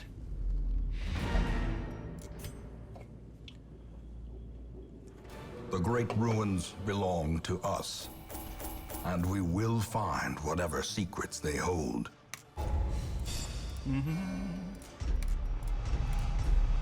Wheeled Explorer, quick reflexes, +2 speed. That's nice, Puck. And then Grizzly Sword's got Deviant Taste. He's robust, which is really nice now, or she maybe. But yeah, it's currently paranoid. I think that only goes away if the stress goes all the way down to 0. So we could spend 2 weeks and like $2,000 or more has paid dearly throwing you for her into freedom, stress relief. Or we might just let you go home to your and family. deserves better than this place. So Desert Wing. So we're gonna get just a free character thrown in here. Shifting. Triggers from an event. Is this a shield breaker? mesmerizes her Yeah. prey So I think this is before the like this is a final DLC strike. class, and I think you can just get them for free as part of this event. So we're gonna go ahead and draw. Hey, it's Kana! Kana, the shield breaker, who likes to be up front. Yeah, impale AoE from the front spot, like hits everything. Just the straight up pierce. It's minus 10%, but it does armor piercing. So does that ignore protection? So that sounds pretty good. And the Adder's Kiss does huge damage as well, because it's full base damage and blights, which is really good. And the base damage here, 5 to 10, ain't bad one bit. The Impale, and then yeah, Expose, which gets rid of stealth and stuff. Although I think the Shield Breaker has like weird personal events that happen, right? There's some crazy stuff like that. Shield Breaker's tricky to use, right? Because that's the other thing. If you look at the Shield Breaker, the Pierce moves you forward 1 step. The Adder's Kiss moves you backwards 1 step. Impale also moves you back 1 step, and Expose moves you back 1 step. Puncture, if we had it, moves you forward by 1. So it's like there's just a lot of moving back and forth, which yeah can be a little tricky, but it's fine. We have unlocked the Blacksmith. The bellows blast once again. The forge stands ready to make weapons of war. And the Guild. Make no mistake, we will face ever greater threats. Our soldiers must be ready. So the Guild allows us to unlock more abilities. So the extra abilities that these characters have, we can unlock them. Remember, we can only have 4 active in any one run. So you kind of only have to unlock what you feel you need based on their position or combos that you've got going on. The other thing you can do if you upgrade the Guild is you can get the higher level ranks of these abilities. So right now we have Pistol Shot 1, we could unlock Pistol Shot 2. Doesn't say what it does, but presumably more damage or something like that.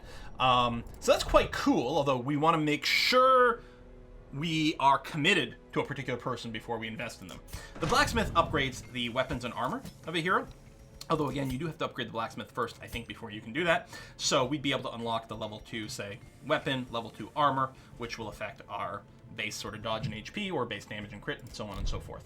I don't think we're going to do either of those right now.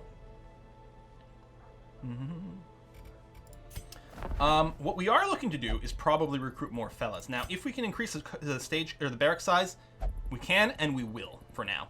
So we're not currently over limit. We're at 8 of 13, so we can hire all 4 of these, and that's what we're going to do. And then at some point there will be a culling. There will be a culling. Where's my Moobot page? So I need 1, 2, 3, and 4. And we've got Crew can't? Or Crew can.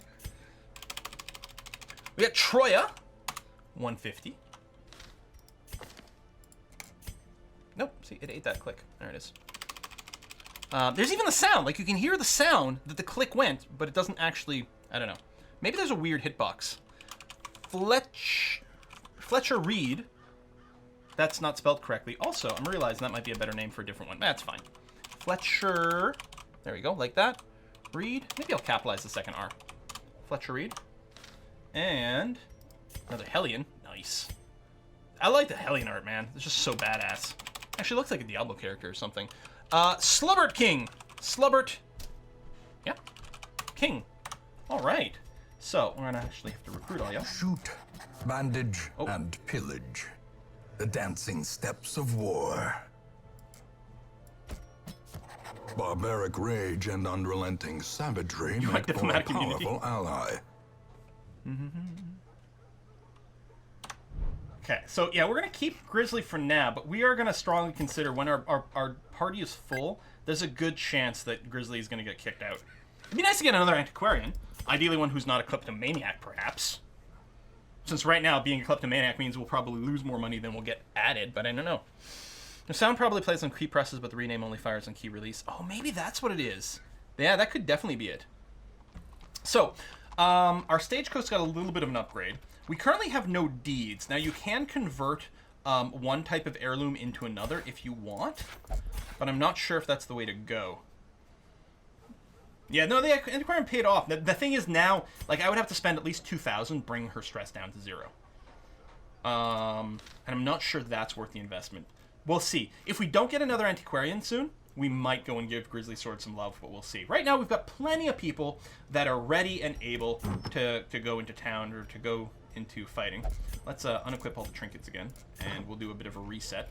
Is there anything else we want to go do before we leave? I mean, Kuno and Puck. Puck in particular, I mean, the quick reflexes, stress faster, fragile kind of sucks. And okay, you've got reduced hit points and reduced dodge. I really like the idea of the Hound Master, but oof, that is a rough combination, isn't it? And yeah, stress does heal passively. So we may just not spend. We may just bring some people with no stress into our next run here. And let them sit. Puck does have some bad perks. So, this got selected, which would be a medium. So yeah, there's 3 medium run options. Now, you know, there's likely to be... Oh, man. Bonus accuracy, crit, a little more stress, but damn, that's nice. Light skill chance, speed, minus dodge. Oh, and then the same thing over there. So these 3 here are medium length runs, which requires you bring camping material and you can camp 1 time. And yes, there's a fun effect that happens when the shield breaker camps. We could also get into the Wield over here for a different area, you know, fight some different dudes. But if I recall correctly, don't we have a bunch of people with like Wield centric abilities? Warrens? Wield Explorer... Yeah, I may want to just rest you a little bit to bring that down. Wield Explorer, scouting chance.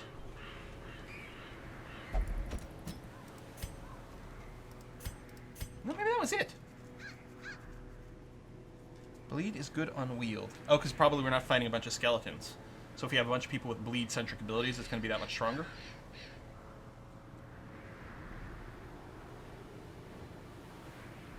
Ha, go to battle once more.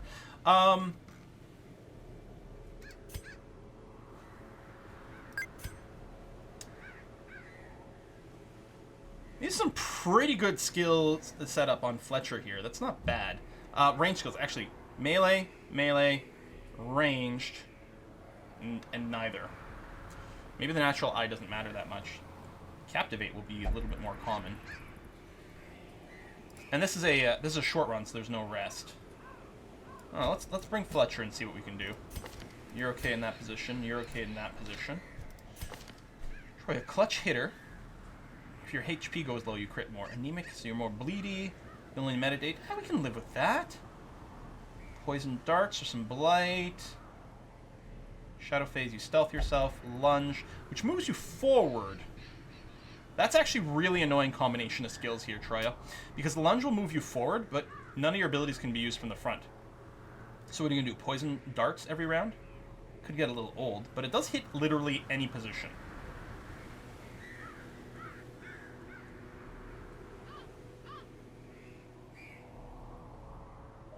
Yes, I know. Oh yeah, that one does move him back.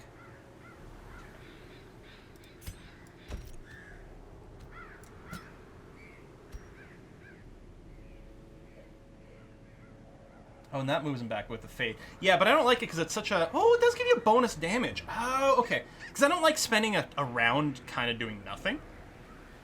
But it's not a bad buff. I would love someone who could heal. I mean, obviously Kuno, but I was kind of hoping to rest you a little for the stress. Yeah, you got a little baby heal, which isn't... Do we have anyone else who's got an actual heal?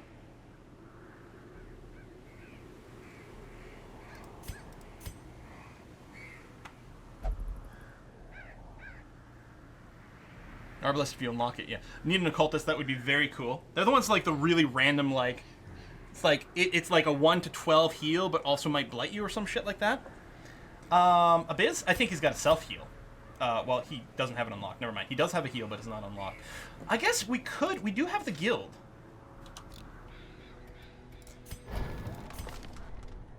Alright, let's unlock Fuzz's heal.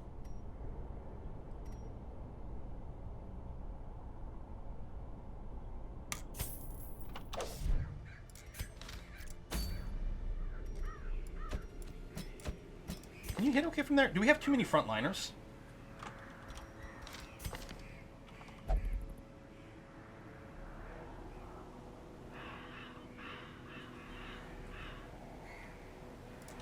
I feel like we might. But you've got the Wheeled Explorer, which is what we're thinking about. I might drop Fletcher Reed on this one. And just bring someone else who can, like, sort of hit a little bit from range. Like Miguel, maybe. Although, again, you've got some pretty shit things if we're not going into the Warrens. We have the Arbalest. Oh, no, sorry, we have a Grave Robber. Oh, my bad. Hold on. Which one's the Arbalest? Right here. There. I like that. There. Sit in the back. Pew pew. Right, you do have the Battlefield Bandage.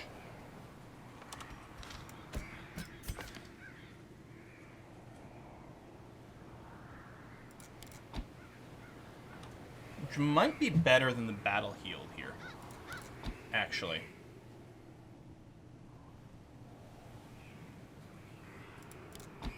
I don't know. I think I'll do this. All right. Oh, relics.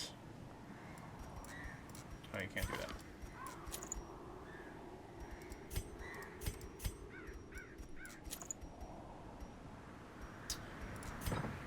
35% scout chance, which is really nice.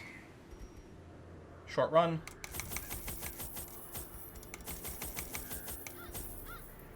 And let's kind of make sure we've got one of all the interactables just to see.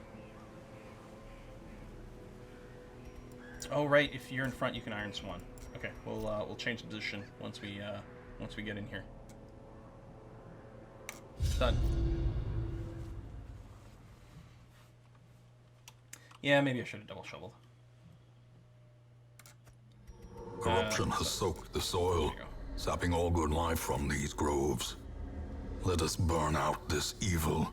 So I really don't know what to expect here in the Weald. I don't even know what that means. What's the definition? Oh, is it a graveyard? Well, I don't know. It's full of bandits, though.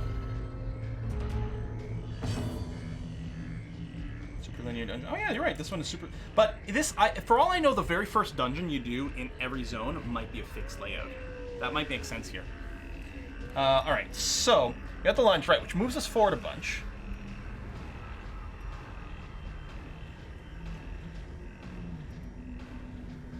It's plus 40 damage, which is kind of nuts. The thing is, if I lunge forward, my Crusader won't be able to attack. I'm going to Poison Dart this one. And the reason I'm doing it is because our Hellion is going to be able to go and Iron Swan the one in the far rear. Blind Fire. Okay, Bola hits 2 people at half damage, yeah, but also knocks them back, which can screw the order here, which I kind of like. I could mark a target, which also reduces its dodge, and then sets things up, but I think that's more of like a long-term fight kind of thing. I think what I might just do is just snipe. Damage per round. Alright. It doesn't matter what I chose to do, because it would have been a dodge anyway. That's the way I'm going to think about it. Oh, that's bad damage, right? Pretty sure.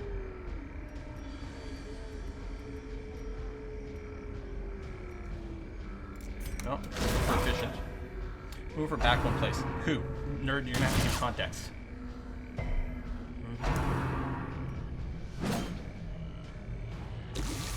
Oh, alright, I suppose the Grave Robber I could put far back so when she lunges too forward it doesn't break. Assuming you can use that from the back. Oh my god! Oh, yeah, because it's a surprise run, so they're all going now. Like, let me right-click on a character, please. Fucking hell, this opening round. Oh my god! Could you just let me have a turn, please? Just so I can right-click? Thank you. So yeah, lunge. Okay, she can do it from the far back, so maybe. But yeah, that was brutal. Confidence surges as the enemy crumbles. Doesn't help that, like, they went again at the start of the round, too. So they had a lot of actions just queued up. A devastating blow. Get that. So now if we do a J'accuse, the 2 in the front might die. Bleeding. How bad's it bleed? 1 damage for 2 rounds. Yeah, that's fine. 2 damage. Okay, so if I have Bola, which doesn't do much, I could roll a 1.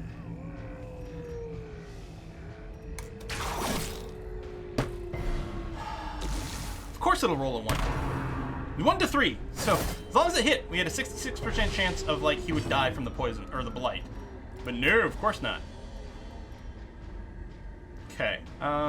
You're gonna die on your next turn regardless. I could kill one. It might be worth just dropping a heal though. Since apparently we took a ridiculous amount of damage right away. And of course we'll roll a minimum on our heal as well. So, you know, because why not, right? Okay. Let's kill you before you go. Or we'll just miss, because why would we do anything other than miss?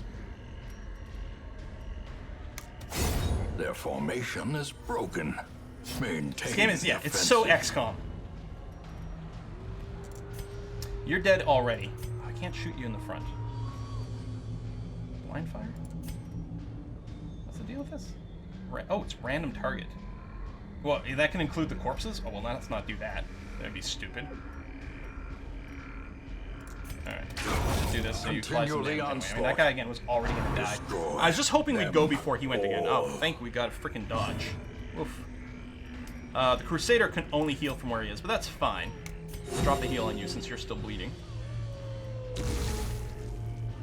Just let me go first. Okay. Although this is not a very helpful. I was really hoping last round was going to be the last one. Of course you're going to get to fucking go again, you son of a bitch. God, this fight! This is just so stupid and annoying. Alright, do another one of those. And then let's finish this guy finally. I don't like this comp. I think it's really awkward. Like, and I was indicating that a little when we were building it. Like, I don't know. But I want to bring a bunch of new people and see some new stuff too, but I think it's going to be really awkward to play with these guys. Remind yourself. I will do the thing where I move overconfidence is a him slow back. That's and going to be fine. insidious Leave you in killer. the front. You're still bleeding, but it's only one. Oh no! You got some extra bleeds. Okay, so we definitely need to deal with that. But yeah, this is pretty crappy. The comp is good, the skills are bad. Oh, that might be it, yeah. Maybe, like, unlock more skills, tweak what we've got, and then it gets a little bit better. Might have been better to get an extra heal on something that... Are you still stealthed? That persists? Oh. Well, that's a lot more enticing. That is a lot more enticing. Okay, we're gonna walk up to a trap here. Is that it? Yep. 70%, 60, 50, 90 with the Grave Robber. So 80% is not good enough to disarm traps, clearly, you guys, but at least 90% does it. I don't know if it matters who we interacted with the crate here anymore. Let's go and torch it up before we go in. Spiders! Alright, these guys are pretty squishy.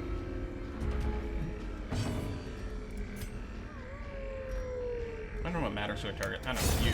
Be gone, Since my Crusader fiend. can't really hit the ones in the front. But as I say, these guys don't really leave corpses, so I think that's okay.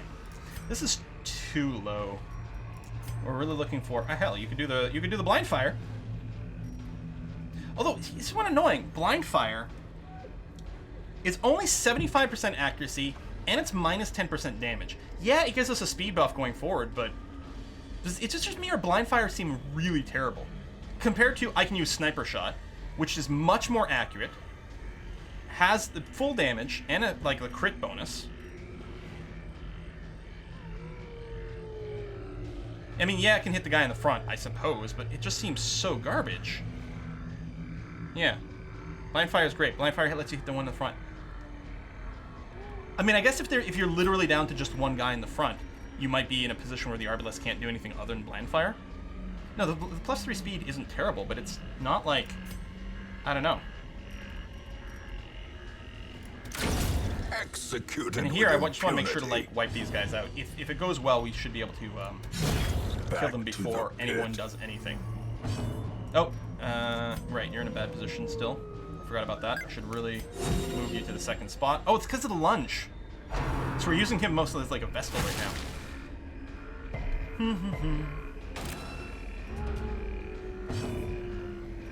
So I'll Shadow Fade so that, you know, we've got the buff ready for next thing. Plus it moves you back. There. I'll blind fire. Another one falls. So, Foolish horrors. Brought low old and coffin, driven into the slightly mud. ajar. Holy water. Use a shovel to pry it open. Just burn the insides. I'd be tempted to throw some holy water into this coffin. What do we think? All right, I'm gonna check the Curio page now. Now that I've given some think.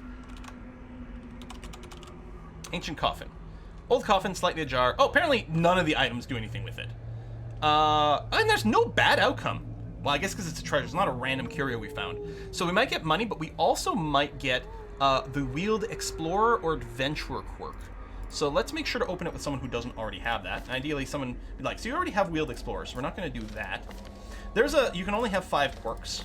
Here. The Arbalest here doesn't have much going on. Open the coffin. We got treasure. Fair enough. Okay. No scout. Okay. It says, the sacrifice is fire, is the gate to ruin. Place a torch if you crave the void. I'm pretty sure burning this just means a party wipe, right? Everyone in chat's like, no! No! No! Yeah, we're gonna leave it be. If I understand correctly, burning this generates a horrendous, horrible monster that's gonna destroy us all. Presumably called the Shambler. Is there even... Can you even interact with it otherwise? Yeah, if you just interact with it, nothing happens. If you burn it, it summons the Shambler, which I think is a brutal fight. So we're just gonna leave it be. Because I'm pretty sure it means stack wipe. Nature herself, a victim to the spreading Surprised you corruption. can't just burn Malformed the plants with that are in the way here. misintent. Oh, I was probably supposed to fuck with the order? I don't know. Maybe it's fine. What the hell are these things? Ectoplasm. They count as Eldritch. They are surprised. That's good. What are their resistances? 60%. Yeah, see, I keep lunging and then I break him. Another abomination, Okay, cleansed from our 8 HP lands. and no dodge. Okay, that's pretty nice. As the fiend falls, a Do faint that to keep you in a hope position blossoms. so that we can sniper shot. And we're not going to be able to finish anyone off. So they're going to have to get that. Because we have one less attack. Skeletons equal 6% bleed. Skeletons and goo equals 6%. Or 200% bleed. Yeah. I guess, yeah, you're causing the ectoplasm to bleed out or something. I don't know. Makes sense. He hasn't gone yet. And this is the blight. 6%. 2 to 4 damage. There's a chance we kill him, but it doesn't feel very likely. So I think what I'm going to do is Shadow Fade to be ready for the next fight, because apparently that's something we can do. And do that. Would it be better? Oh, hold on. This expedition at Would it have least been better promises if she success. was second position? Maybe, because of the breakthrough? That may have actually been a better composition if I'd done... Because, I mean, people made an argument for swapping, but I'm actually wondering if the Crusader being first probably would have been better through this. I think we would have taken a little less damage. It turns out it's fine. I didn't realize... Oh, was this just... Oh, we only had to do all the battles. We're already done all the battles. Okay, well, we're going to pop this open. I don't think it matters who we open it with. We'll go ahead and use a key. But we're going to leave because, yeah, again, you could get more loot, but you'll get more stress. Whereas if you just leave, you can do another dungeon to get more loot. So, let's leave. Did we get a scout? There's a curio. Okay. Oh, no, but we're here. Ah, we'd have to do a fight into the curio. No. GG. The agents of pestilence will yet be driven from our woods.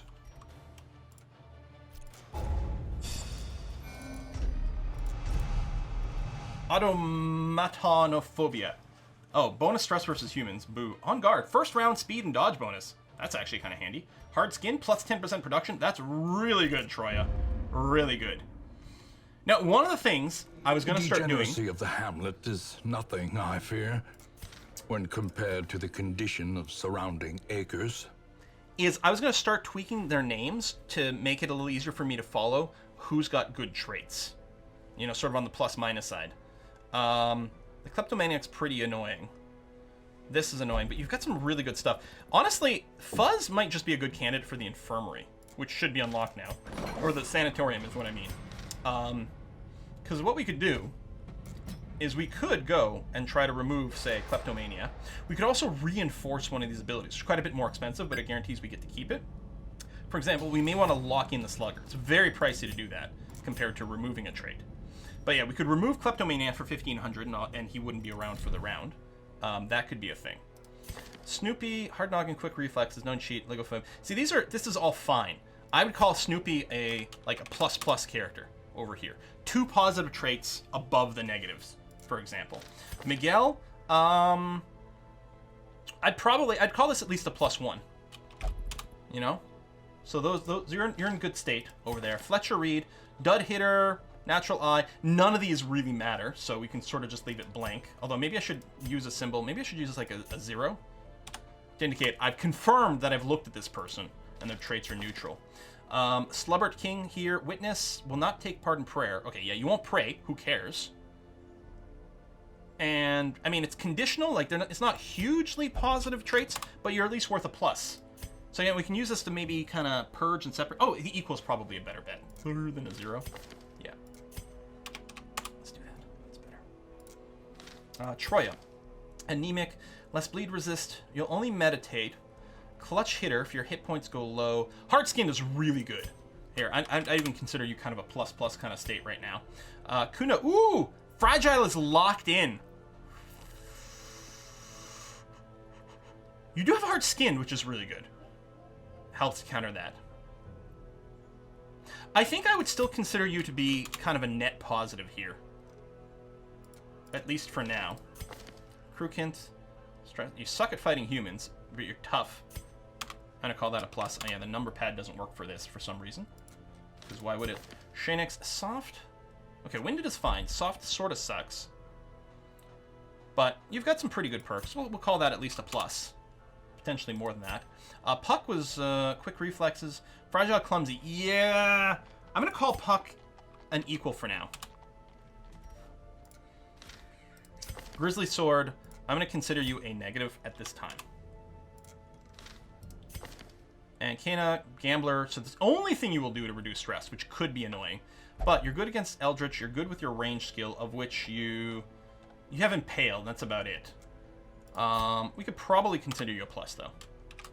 Kind of okay with that. Never to keep you around for the festival when you get free visits to the sanatorium. What? That's a thing? That's awesome. So over here, I think we're going to consider like Fuzz kind of equal for now. But again, possibly a really good candidate for the sanatorium. Because Deviant Taste, I don't care. You lock that in, who cares?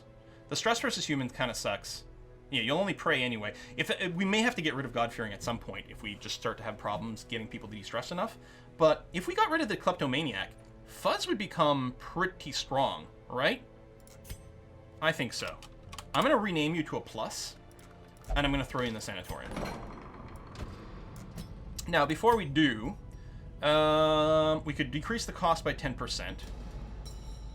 Open a second... Oh, that's medical ward, although he probably hears an extra patient slot for the treatment wards. So we may as well make it slightly cheaper here. We've got lots of those heirlooms. The front line of this war is not in the dungeon, but rather inside the mind. Oh, let's do another one. And yeah, let's get rid of Kleptomania. So it costs us 1,200 instead of 1,500, I think. Fuzz needs a little love, but has some fantastic positive quirks. Yeah. We might start to consider him a plus. Restrain me not. I am here of my own volition. He's all locked into the cell over there. All right, have fun there, Fuzzy boy. Puck. So... Stout, balanced, robust. You know, I got the minus on here. I think we're being too harsh on Grizzly. Honestly wonder if you actually might be a plus if we get rid of Kleptomaniac. And even if we don't get rid of Kleptomaniac, you're kind of fine for now. Obviously, we have to give you 2 weeks of treatment. What do we think with Grizzly? I guess one of the questions is, yeah, any new people and what do we want to do there? All right. Let's take a look at the stagecoach. And yes, we'll have 4 people every week. Right now, we're nearly at our cap. We could, no, we can't unless we do some swaps, expand our things. So if we want to get some or all of these people, we may need to go and ditch some people. We got our first Occultist. Yeah, he's got the weird reconstruction. Heals 0 to 13, but has a chance of making the person bleed. Now, I used to think this was terrible. Some of the stats may have changed as well. But the thing is, it's only 60% chance to bleed, and you still get your bleed resistance on top of that. So, for example, if, well, Pippin for now, we'll probably rename you. If Pippin were to heal himself, there'd actually only be a 20% chance of getting a bleed, and potentially a huge heal. Cultists, I have come, yeah, they're awesome. All their abilities are kick-ass, wicked, amazing. They're fairly flexible, too. So you can see, even with this setup, no matter what position he's in, he's going to be happy. His sweet spot is if he ends up in the 3rd position, because he can use all of his abilities. But if he gets moved around, he's still excellent. Dakmania, obsessed with killing. Or Daknomania. I wonder what that does. Shocker. Okay, you're not as good at stun resistance. You get huge bonus against Unholy, which is going to be great in the ruins. Yeah, Pippin is definitely going to be a winner. We're definitely recruiting you. Drawing an entrance. It's going to be Blue Link. Blue Link. And even though you have 2 negative quirks and only 1 positive, I'm going to call you a plus right off the bat. So, Blue Link, welcome to the party. To fight the abyss, we could maybe one get another must Vestal know for a it. good sort of support healer type person. You're worse at melee, although, you see, her skills over here, very different from her previous one, right? If you look at Kuno, he's got these 4 skills here, whereas this new person has the 4 skills at the back. So we've got Illumination, which purges stealth, reduces dodge, and increases the torchlight. Also does a little damage. Okay. And then Handlight is, she has to be in the front to use this ability. It's minus 50% damage, but then gives herself a buff. So it gives herself a plus 25% damage and a 6 accuracy buff. I wish it would tell you the duration of these buff effects in here. Cultist is the best backslot character, heal and great damage. I agree. Beast Hater, so you do more damage and get less stress versus Beast. You also get bonus scouting and runes. I do like the scouting, although I don't think the runes is where you see a lot of the beasts. Less melee, but actually right now she literally doesn't have any melee. I think Cecil's kind of a winner. And I can't, unless I go and get some more deeds, which may be worthwhile to just increase the barrack size. Oh yeah, you can do that. Some said earlier it's 3 rounds. Nice. Yeah, I'm wondering, should we just go and convert maybe some of these crests? You can see it's like 12 of these crests to get 4 more of the deeds. Is it worth it, you guys?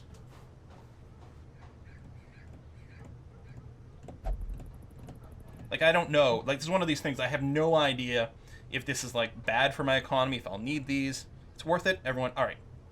So let's do that. And that's not where I want to be. I want to be over here. We're going to increase our barrack size, so we have a little more flexibility. Foolishly And so let's just recruit the remaining 3.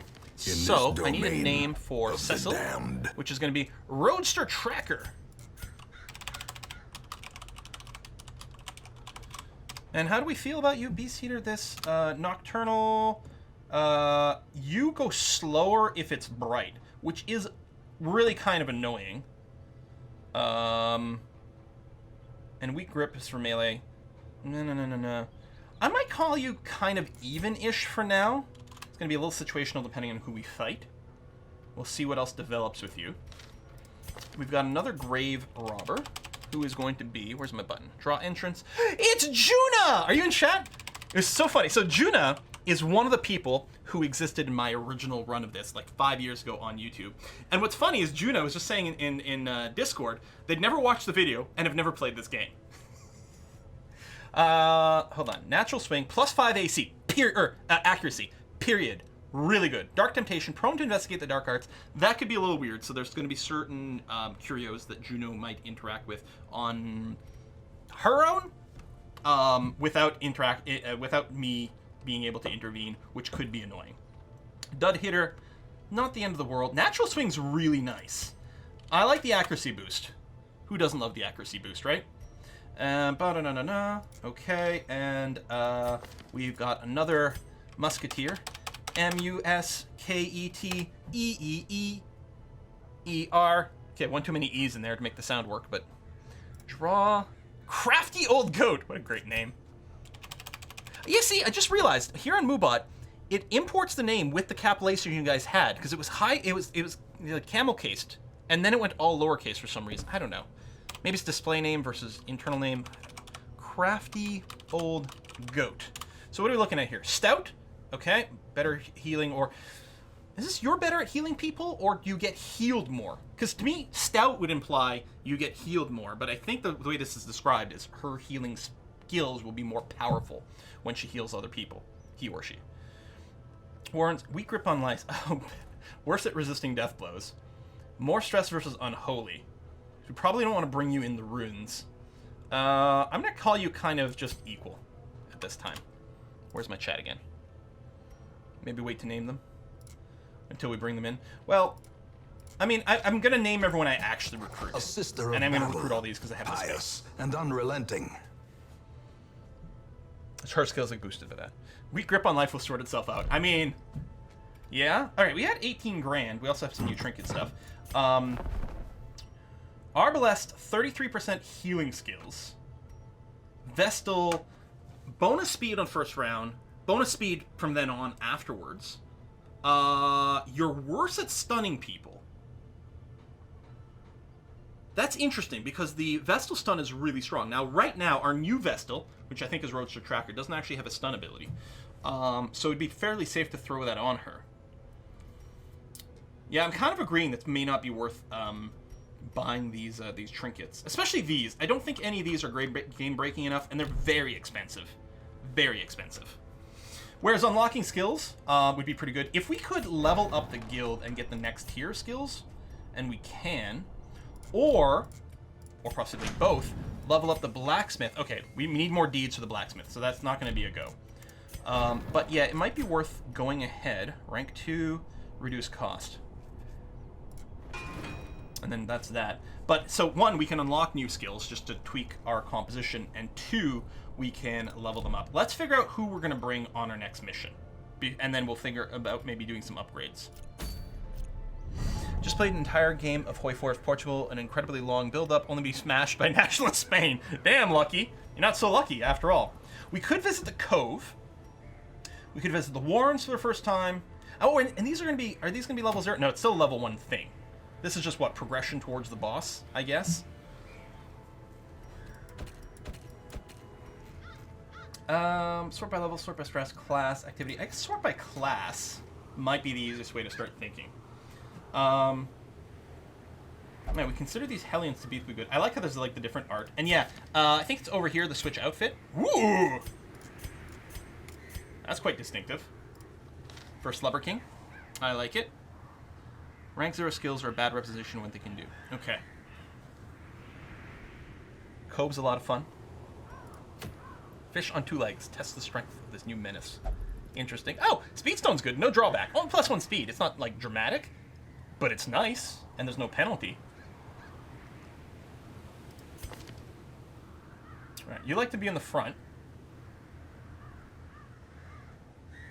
Interesting. So you don't have the, you don't have... Oh, no, you have Iron Swan. If it bleeds. And bleed out for more bleed and stuff. All right, let's bring Slubbert King in the front. Let's bring the Occultist. Does anyone remember... Which one was the Occultist? Oh, probably Blue Link? Blue Link, yes. In the back. Because, like... Although, third position's fine. In fact, third position is better for this Occultist. We might tweak it depending on who else is in here. Occultist does have a heal, so we've got our heal kind of taken care of, so we may not need to worry about a Vestal, for example. Juna has no stress, Grave Robber, who... sort of third or tolerably the furthest back is going to be okay. Oh, right, with the lunge, which is awkward. If we're going to bring Juna, I would be tempted to see, do we unlock something other than the lunge? Like flashing daggers, maybe. A little AoE in the middle, it's kind of cool. What if we did that with Juna? Like, as a test, it'd be something like, well, actually, maybe something like this. That might be okay. And then we need someone else who's like fairly good, kind of frontish, like second position. Right, the Antiquarian, but you're broken right now. I guess you're tolerable, and you're pretty busted up. Snoopy, oh yeah. I'm gonna grab Snoopy the Red Baron over here. Because you're perfectly fine in the second or third position. We've got a little flexibility. How's this for a party? Headcanon, Juna and Troya are sisters. Oh, that's good, I like that. We're an off healer and a main healer. I mean, we could do stuff like that. Okay, the Grave Robber here. Shadow Fade's not bad, but I'm just wondering, like...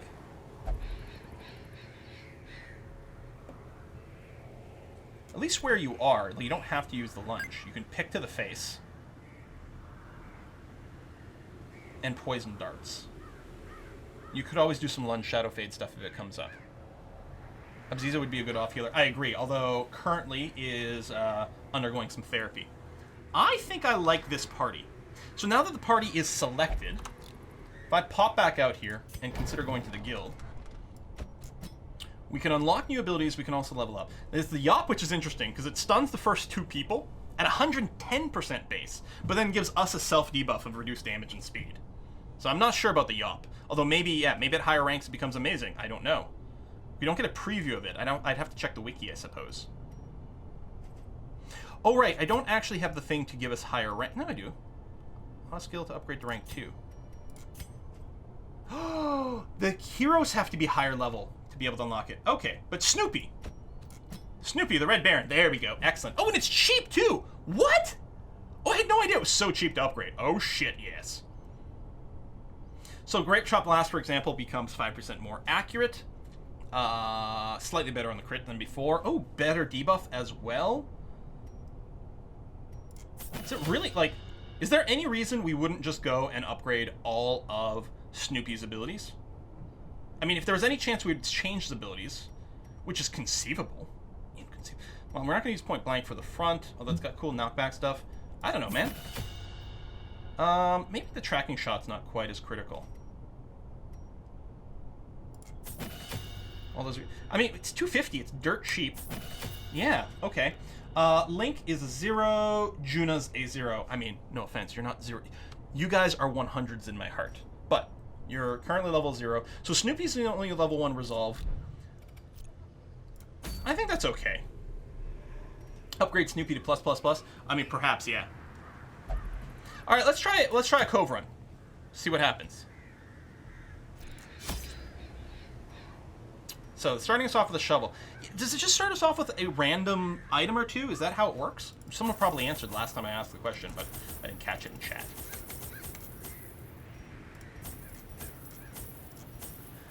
One of all the things, except maybe Laudanum. Although, does Laudanum just, like... I think Laudanum gives you stress protection, right? Oh, different classes have starting items. Grave Robber always gets a shovel. What?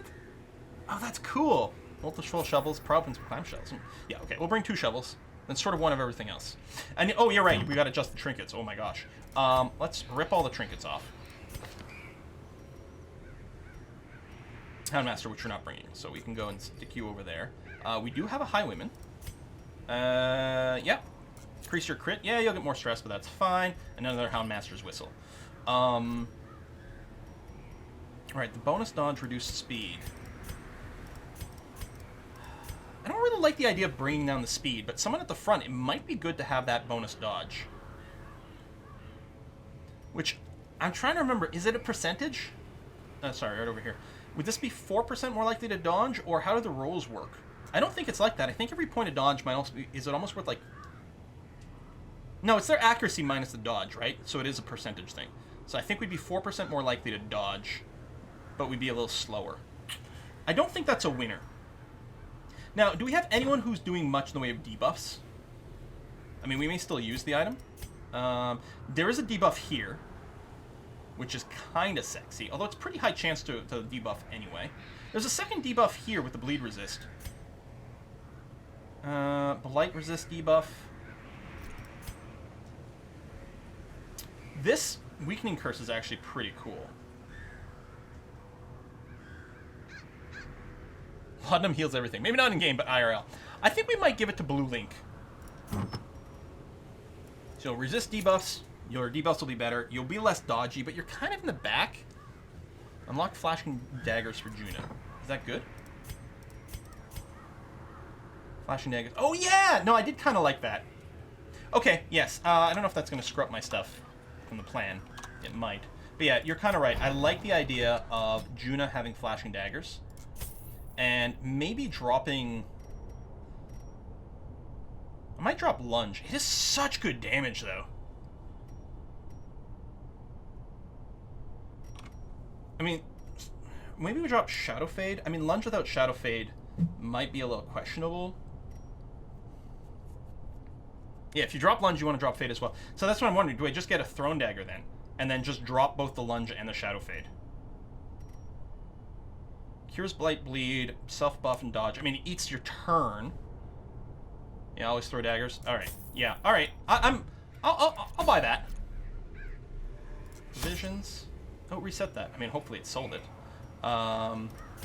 So what I want to do is drop the lunge and the Shadow Fade. Grab those two. Yeah, I think that's a better mix.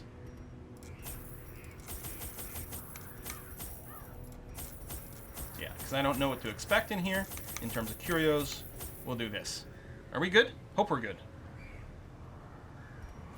Peghalf, slashing dagger, throw dagger, dart. Lunge Fade is good. It is a good combo, but I don't think we've got a comp to take advantage of it. You want the pair, or you don't want the pair. As I feel maybe like we are.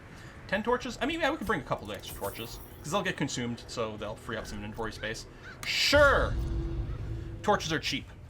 Light is expensive. I don't know. Trying my best to do a cool narrator thing. I'm sorry. These salt-soaked caverns are teeming with pelagic nightmares. Pelagic nightmares? They must be flushed out. Pelagic. Does that mean like coastal? Like plage? Oh, it means open sea. Ah, okay. Sorry, the French word for beach is plage. So I was like, is there a overlap there? Okay, sort of oceanic. All right. So we gotta kill we gotta do all the battle rooms. Oh, that's annoying. Although, getting the scout offer right away is amazing because it tells us we don't have to go to this room. We do have to go here because it's a battle room, so we're gonna have to do that. There's gonna be a battle on the way. Oh, there's only 3 steps. Oh, and only 2 steps. Oh, I got used to them all being 4s, but no. All right, let's go left. Might not be a good narrator, but at least you're our narrator. Thanks. So, we're gonna fight right away. Oh, those things are disgusting.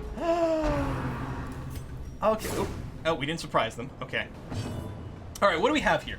We have a Drowned Thrall, Eldritch Unholy, a Pelagic Grouper. That was a Groper at first, which would be a little more disturbing. Eldritch, a little dodgy, fairly fast with the C-word slash, and a Deep Stinger, Eldritch, fairly dodgy. 10 hit points, 14. He's in the back, so I'm going to assume he's a slightly bigger threat. We may not be able to kill him before he goes, though, because he's at speed 7. If we had a stun on Snoopy, I would use it. Since we don't, and we probably won't be able to kill it before it goes, rather than doing Focus Fire, I'll do the Grape Shot Blast. Shocker! Ooh, it does stun. Okay, not much damage, but it's got the stun. And a debuff, reduced bleed resistance. All right. I think this is a great time for Flash. Or, can we kill the Thrall first? It's a great question. 4 to 7. No, we don't do enough. You can't even hit him. So, we can't, with Juna here, we won't be able to kill him. He's got a speed 0. We've got 2 other people to act. He's a speed 0. We actually probably can kill him before he goes. But, Flashing Daggers. Hits 2 people, 33% damage penalty, but that means we're generating more damage overall. Juno's in the chat. Juno, what do you want to do? Juna, do we want a Flashing Dagger for most effective damage? Probably killing the Deep Slinger. Well, 50-50, killing it if we hit. Or should we pick to the face this guy so that he can be killed maybe before he gets a chance to go? Juno, what do you want? Juno says flash him. All right. No. Oh, wait. Flashing Dagger. Press this advantage. Give them no very cool quarter. pose too, doing it like. I want to make a character that looks like this. It'd be very sort of I keep going to say Ravenholm, but the D&D setting's Ravenloft, right? Ravenholm is the Half-Life 2 level. All right, we don't need to reconstruct. Kirsten doesn't do much damage. Bonus damage versus Eldritch. Oh, it's hit the 2 in the back. Poor timing. So we really weren't going to do anything here. I guess I will hit him. Because maybe we can kill him with the Hellion? With the hack? Yeah, unless we roll literally minimum, or miss, he will die. Yeah. Obliterated. Or we'll just crit. That works for me too.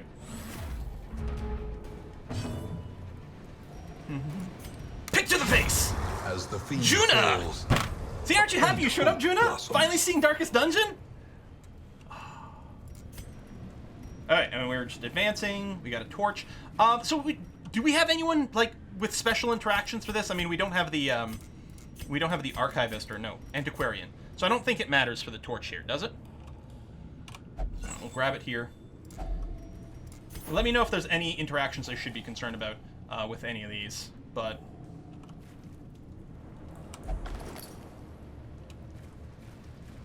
Okay, we'll pop a torch before we go in, just to make sure the light... in radiance, may we find victory. Radiance. We got a clam, got a bunch of creepy dudes. Alright, we got 2 groupers. Interesting that they're split up.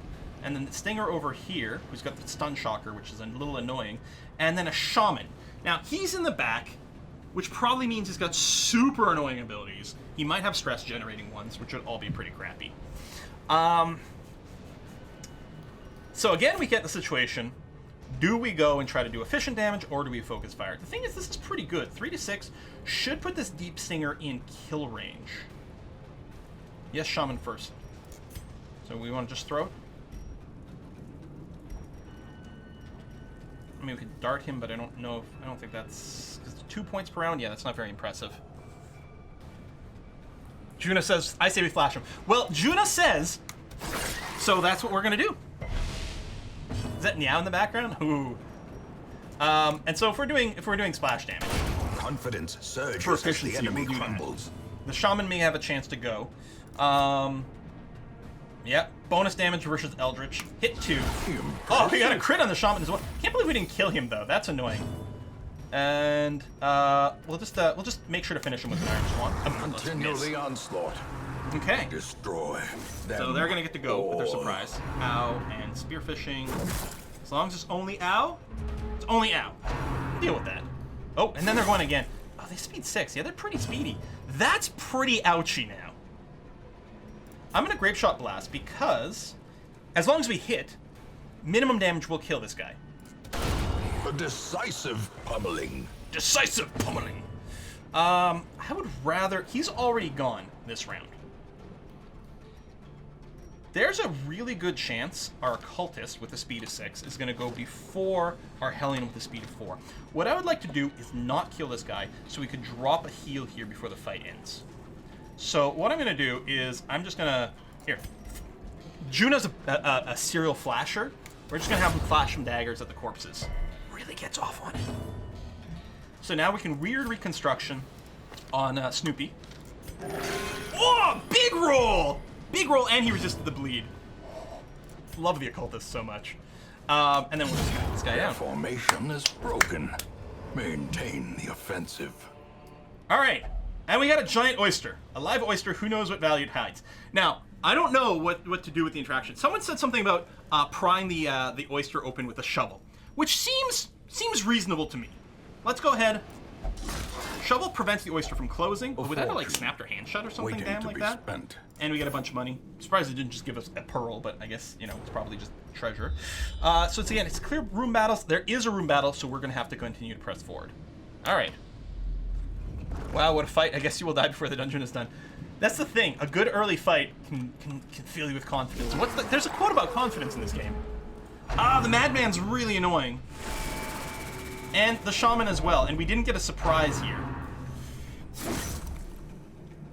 I think the Madman has like an AoE stress generator, if I recall correctly. I think he can stress everyone in the party. How fast is he? 9? Well, I'm shocked he hasn't gone already. So there's 14. I mean, unless you got a really lucky crit. I don't think there's any way for us to stop the Madman from getting off his thing. Because he's very likely just going to go next. Confidence is a slow and insidious killer. Accusation. Okay, didn't do his AoE. Or 3 stress per round. I've never seen that before, actually. So, Juno, do you want to flash people or do you want to flash people? Oh, actually, hold on. I may want to hit the guy in the front. If I pick him... Oh, I can't kill him unless I crit. Nope. Well, good news, Juno. I'm going to flash some people.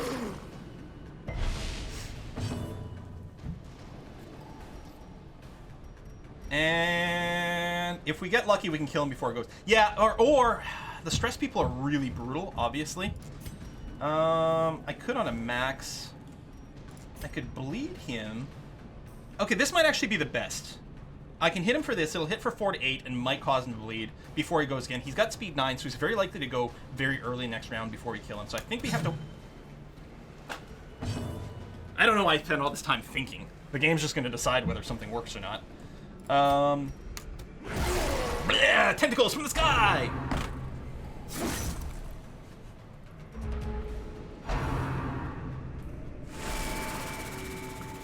Normally I'm unhappy about stress. There's the doomsay. Everyone gets stressed. But I'm actually happy we didn't get more damage in the front. And then, yeah, the stress bleed.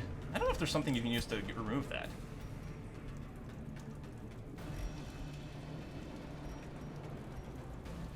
Would holy water fix it?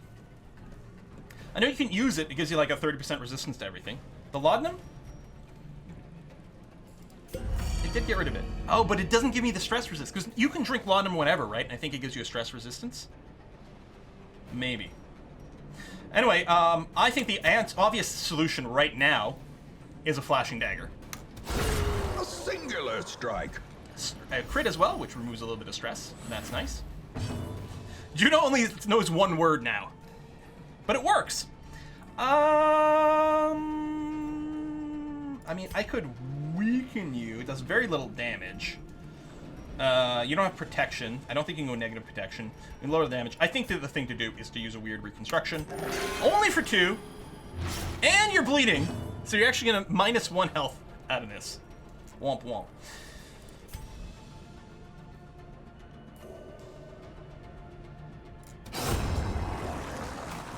Okay. I considered the grape shot. But he hadn't gone yet.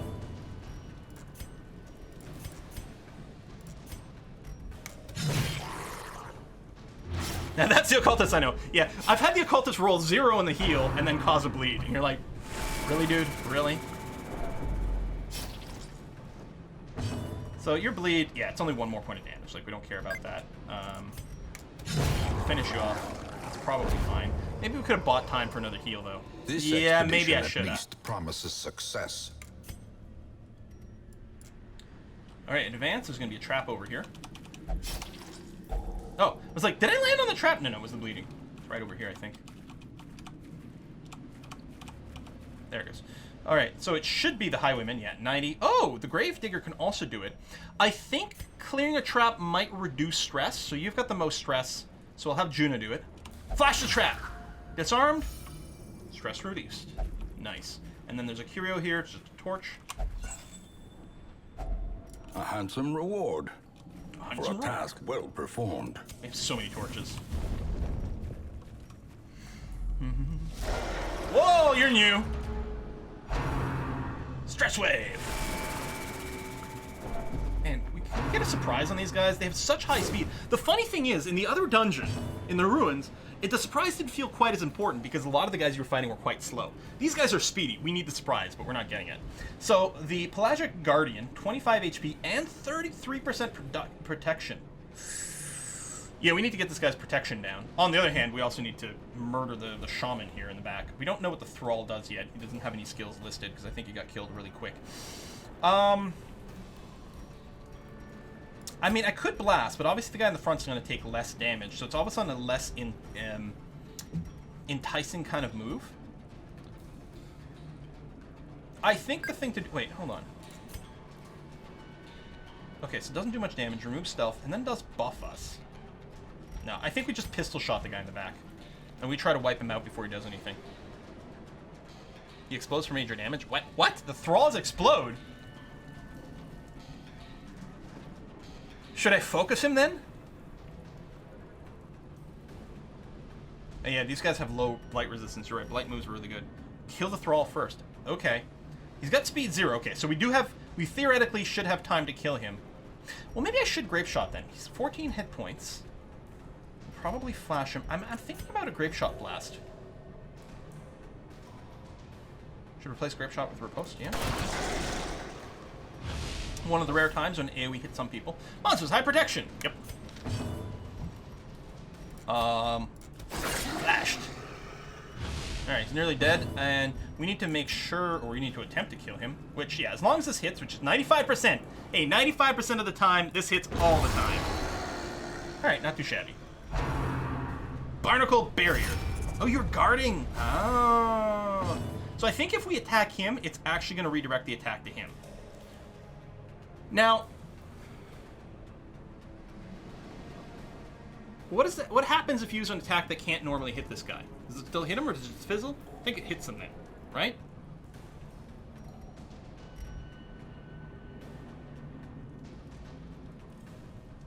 You can stun him and take off the guard. Well, I can't right now.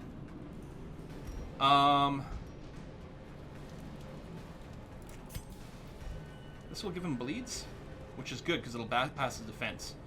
So it's 3 points for 3 rounds. Oh yeah, debuffs us.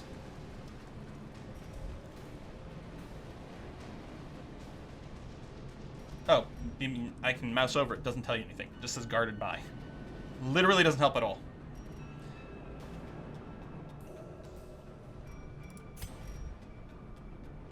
Alright, so I can do this with the bleed out. But this is a better bleed out.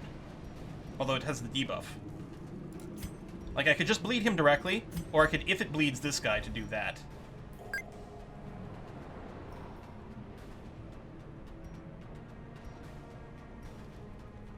What's your bleed resistance? Oh, 60%.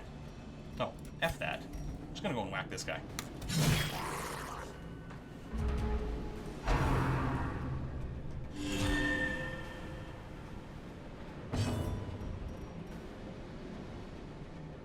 If I Grape Shot Blast, does it hit the front guy twice?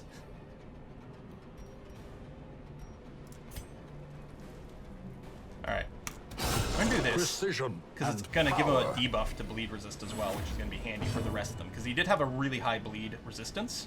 So now at least it's down somewhat. Now, this is armor piercing, so presumably... Or we could load some blight on you. And this does bonus damage versus blight.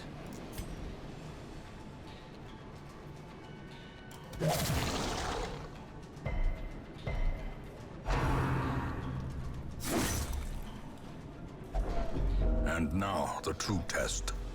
Hold fast, or expire. Is your base blight chance? Who was it? They're right over here. 100% base, 10% resistance, so it's 90% to blight him. You're right, I should have just flashed. So we had a first person at death's door. So here's the interesting thing about this game. You don't die instantly when you go to 0 HP. So even if you're at 1 HP and you get hit for like 1,000, you don't die instantly, you go to death's door.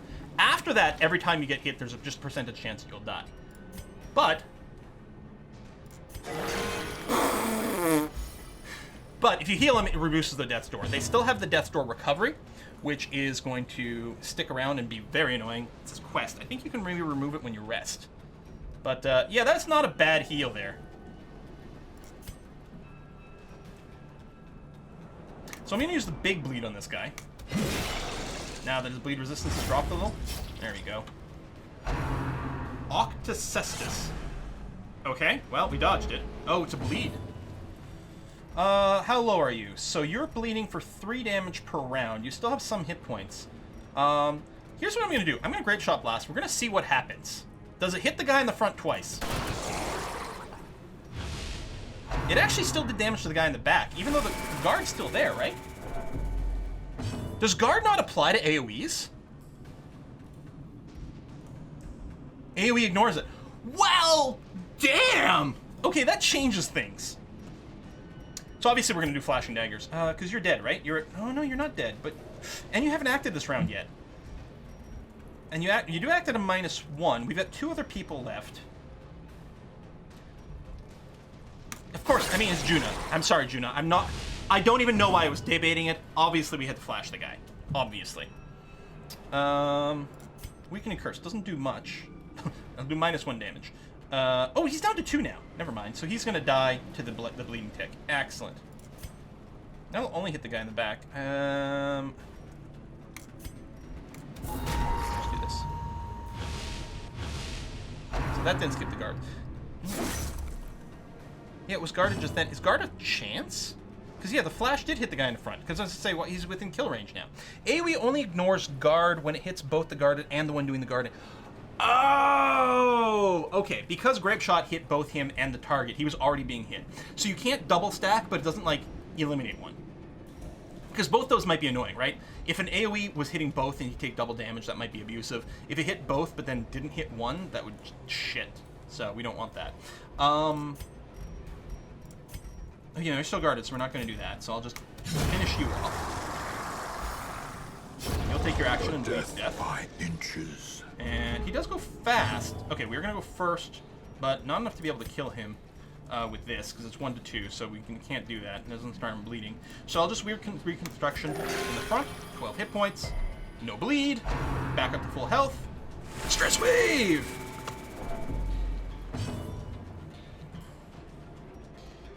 And, pick to the face. I'm sorry, I should have flashed him. Oh my god. Clearly, I would have killed him if I just flashed him instead. Oh, terrible.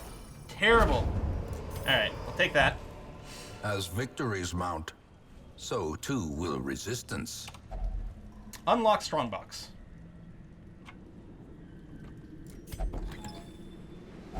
Wealth beyond measure. Awarded to the brave and the foolhardy alike. Alright, so that's us. So now we can start backtracking. Wait. There's gonna be a battle? Is there just a chance that battles spawn in areas where you're returning through? Battles and traps randomly spawn. Oh. Well, that's just ducky. Our luck on this run is just like 10 out of 10, you guys.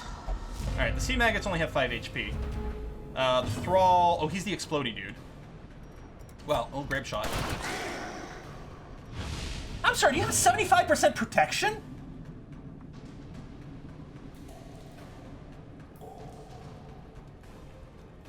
Wow, okay. Did not see that coming. It's not much damage, but let's wail on the guy who's going to explode. Here's the thing. Flashing daggers isn't going to do much. I'm sorry, but it's true. What's their... Huh? Okay, their blight, which is this resistance, is only 20%. That's not bad. We'd throw it on there. But there's also something to be said about picking this guy. But I think we need to drop some blight on these guys. After you kill the thrall. Yeah, that's true. The pick does ignore protection. Right. Which we could do on the guy in the front, but maybe I should just pick here. Yeah. Hey, we got a crit. Executed with impunity. Nice. Stealth goes down. Wait, what gave us the dodge boost?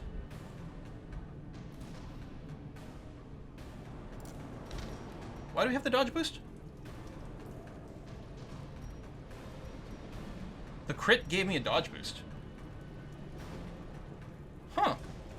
I knew the crit could lower stealth, but stress, but I didn't realize it would do that. Well, that's interesting. All right, Wicked Hack in the front. We could kill him. We did not. Oh, he didn't explode this time. That's good. Oh, if that had hit, that would have been a stress move. Damn. Pick to the face. I gotta say, Juna is like the pro of this run. Holy crap. 1 to 2.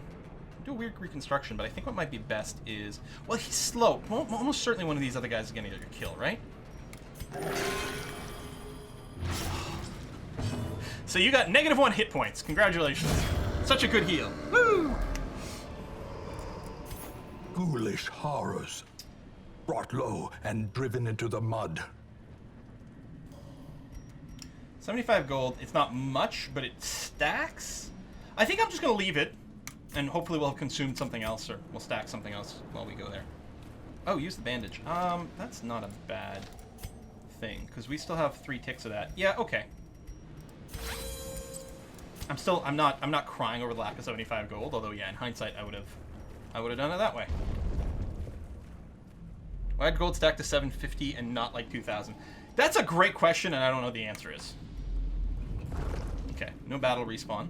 I mean, maybe they can respawn and not be visible.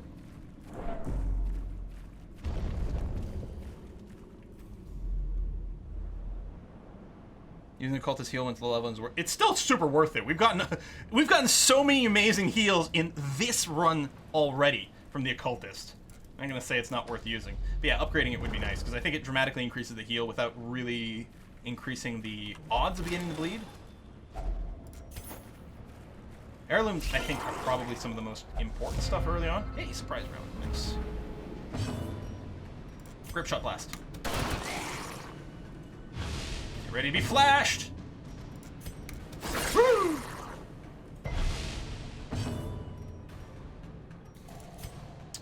It's only going to hit one person, but unless it misses, it will kill that guy, which I think is very good. And, go.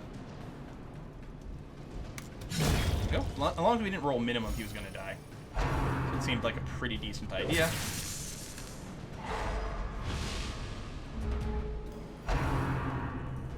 Fuck, he went back to back. That is so annoying.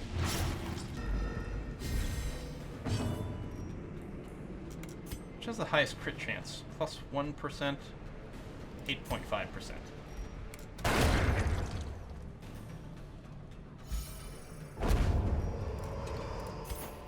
Success so clearly in That is view. 6 bleed damage, which we can't really Or do is anything it about. merely a trick of the I should have light? saved the bandage!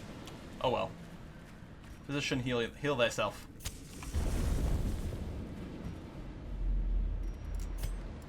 Alright, no scout.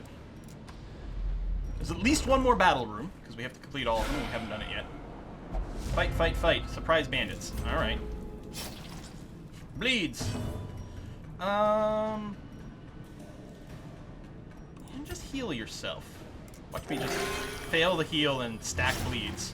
Well, we did stack the bleeds. We're still coming out ahead, but okay. Flash! Grape shot. Would prefer to get the grape shot first, because it does give the increased crit chance debuff, which is kind of nice.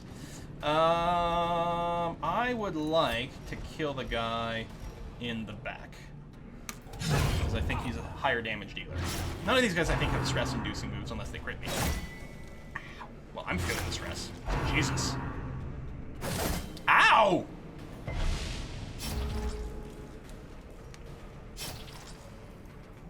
Why, you can use torch by clicking on the one on the top. Oh, you can click here for torching. Oh, that's cool. All right. Well, unfortunately, there's no sense in flashing there.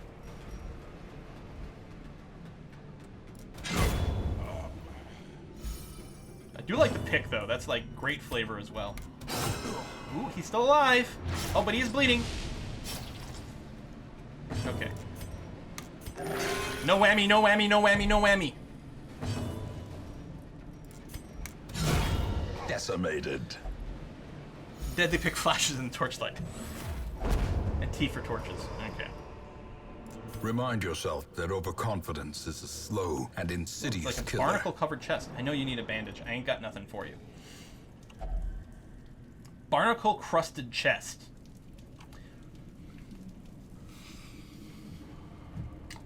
I'd be tempted to just try a key. Shovel? Who wants us? You just want to shovel everything all the time? Just hit it with a shovel. Shovel, shovel, shovel. All right, chat. We'll just shovel it. I won't check the wiki. Shovel makes easy work of the barnacles. And we get a shovel back. Hey!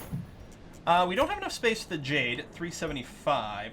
Well, jade's worth more than the citrine. So I think we just... The light. The promise of safety. Just drop the extra torch. There you go. The light. Promise of safety. Empty room. All right, so this last room must be a fight.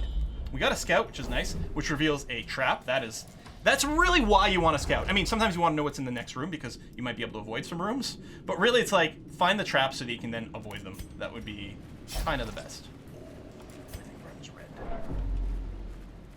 Curios. Oh, hunger. Yep. Another barnacled chest. And yeah, we get extra loot from doing that. It's got the little symbol. Glittering gold, including trinkets bandages. and baubles, paid for in blood. Well, we're not going to get hungry again. So what I'm going to do that, and then that.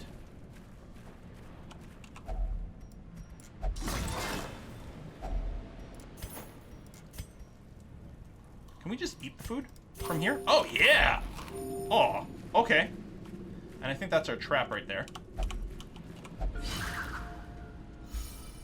It's just after you bleeding, yeah. So that, or tea. All right. The match is struck. A blazing star is born. Narrator, you're the best. I love you. You make the game. Nom nom all that food. Hey, we got a big guy. All right, standard brigandy kind of things. You got some bleeds and stuff. At least there's no stress induction, which is nice. Juno, do you want to flash or flash? It doesn't hit the guy in the back, who is a slightly higher risk. But I mean, come on.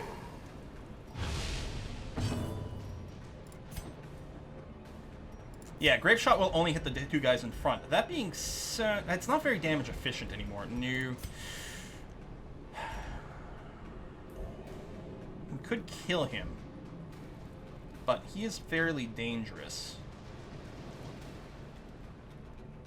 Can you do this? Because the tentacle attacks from the occultist might be able to finish him off.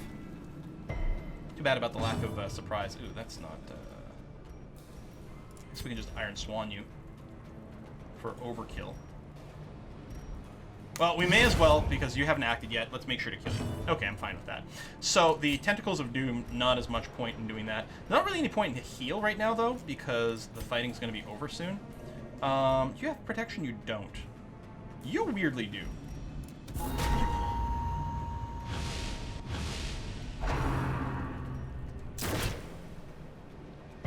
Overkill's the best kill. As I was saying, there's no such thing as overkill. There's only, like, firing and reload or something like that. I don't know. Flash! Oh, that is some low damage on the guy in the back. That's unfortunate. Be nice to kill you before it goes, but... This could miss, although, I guess, even if it goes low damage, it might cause a bleed. It's only 1% to hit, though. Although that's not very high either. This is probably best for safety. Try to cut back one person who hasn't attacked yet this round. Put some veins in this guy. Nice. I guess we'll just hit you with that. Because we don't need to do another heal here. Unless something crazy happens. Oh, that's some stress.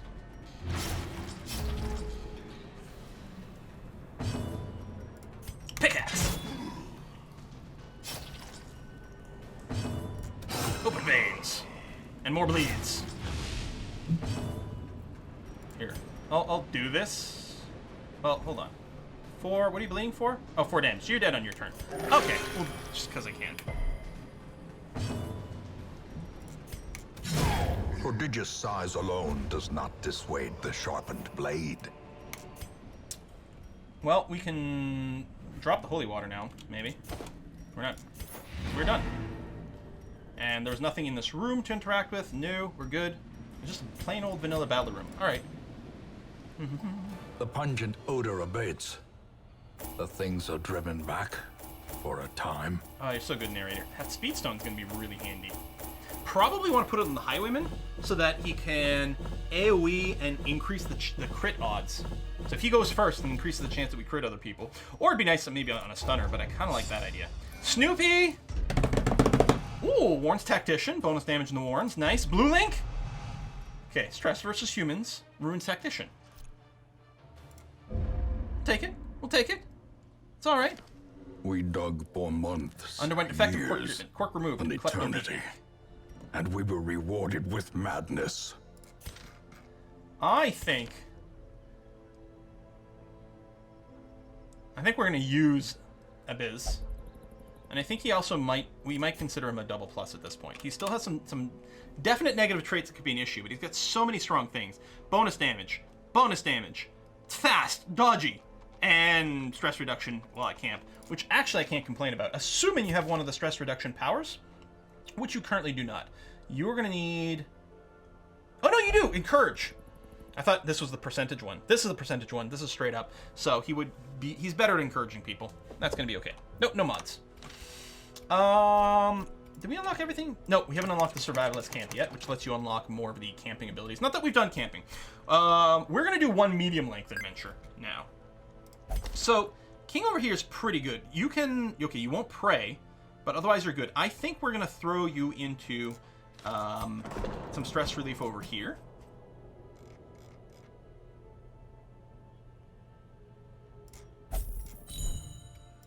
We got room. We still might drop Grizzly here. Okay, now we do have to be a little bit more aware of things. An Abomination. He's got like dual mode change. Like he starts with everything unlocked, but he like alternates between human form and some sort of beast form. But when he turns into a beast, I think he generates stress for everyone in the party because they're like, "What the fuck is that thing?" Love the Abomination. Yeah. Unequipped trinkets. Yes, we'll take a look at that in a sec. Fear beast, early riser. You're faster. Bonus against Eldritch. Okay. That's not bad. We got another Abomination. Fragile, Curious. I'm going to say no probably there. You can get another Occultist. Egomania is a little annoying, but Quick, Reflexes, and Robust is really good. Okay, we're definitely going to hire another Occultist over here. Make a draw. And we've got... Vecca 85. And we'll definitely give you at least a plus here. I think that's really nice. And I am a big fan of the Occultists. I'm also kind of a fan of the Crusaders. One must know They're not fancy, but they're effective. Shocker, Armor Tinker, discount to armor upgrade. I mean, I guess that's okay. That's annoying, but I'd say this is sort of maybe even. Do we kick someone for this? This Inspiring Cry is not amazing. It does pop someone out of death's door, which is good, and reduces some stress, which is nice, but... What do we think? What's our situation here? Crusader's really good during a couple of bosses. I would like another Crusader. If we sort by class, do we have any triples of anything? No. Oh, wait, did it unsort? No? Okay. There's a lot of different types of classes, aren't there? Fletcher Reed. Maybe we just drop you, because the range skill doesn't help. And that's not the worst thing ever, but it's not the handiest. Just upgrade the barracks some more? We can't. I mean, we might be able to tweak some... No, it takes way too many deeds. We can't upgrade the barracks.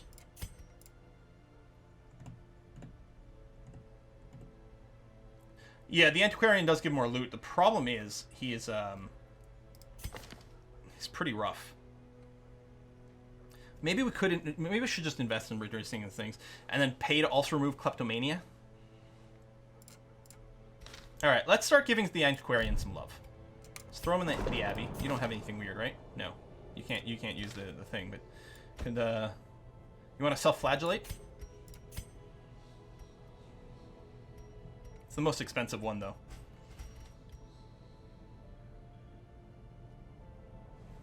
Yeah, it would be a big investment to fix him. That's the problem. Can't give Antiquarian some love, he's got Deviant Taste. Ha! Gold stack also increases. Oh wait, when you have the Antiquarian, you can stack more gold? Fuck, that's really nice. Gonna take 3.2k and a lot of time to heal the Antiquarian. Yeah, and that's what I'm thinking. I think we have to ditch you. We're gonna want another Antiquarian, but it's not gonna be Grizzly Sword. I'm really sorry. This one has become vestigial. Useless. Fucking cold. We need to get an Abomination. I want another Crusader, but we need to get an Abomination so that we can try it. Tactician, Fragile, Curious. Okay, not you. It's going to be this one here. So I need another name from Moobot. Where is you, Moobot? Should refresh this page. It's Burkoblade! Burkoblade, and you're definitely a plus, at the very least. Tortured and reclusive. This man is more dangerous than he seems.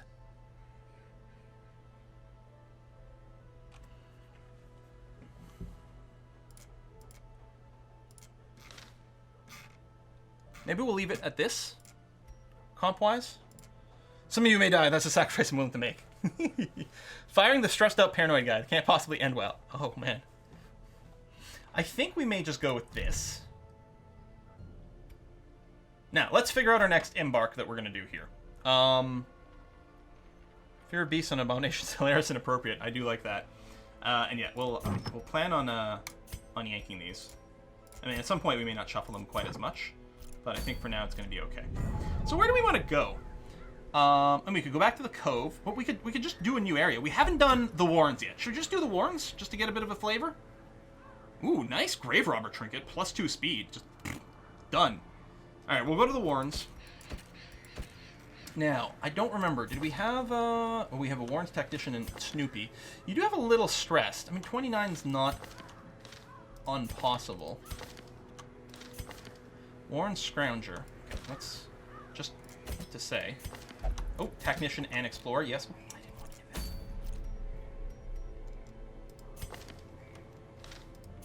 Now, you're pretty stressed, so you may not want you anyway.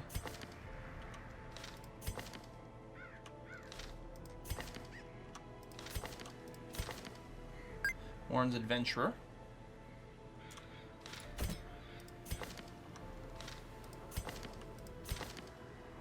Alright, so, I mean, how's this feeling so far?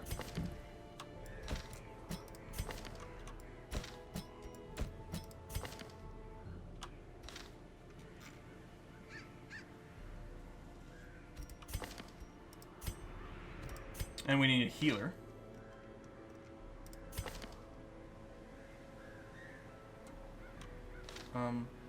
There he is.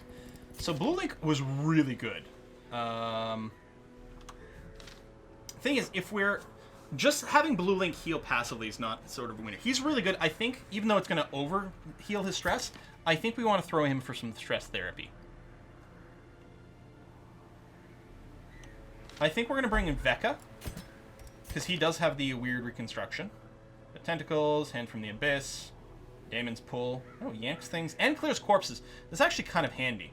I mean, we could unlock some abilities, but now what I'm going to do is I'm going to pop back out of here now that we sort of have that planned out.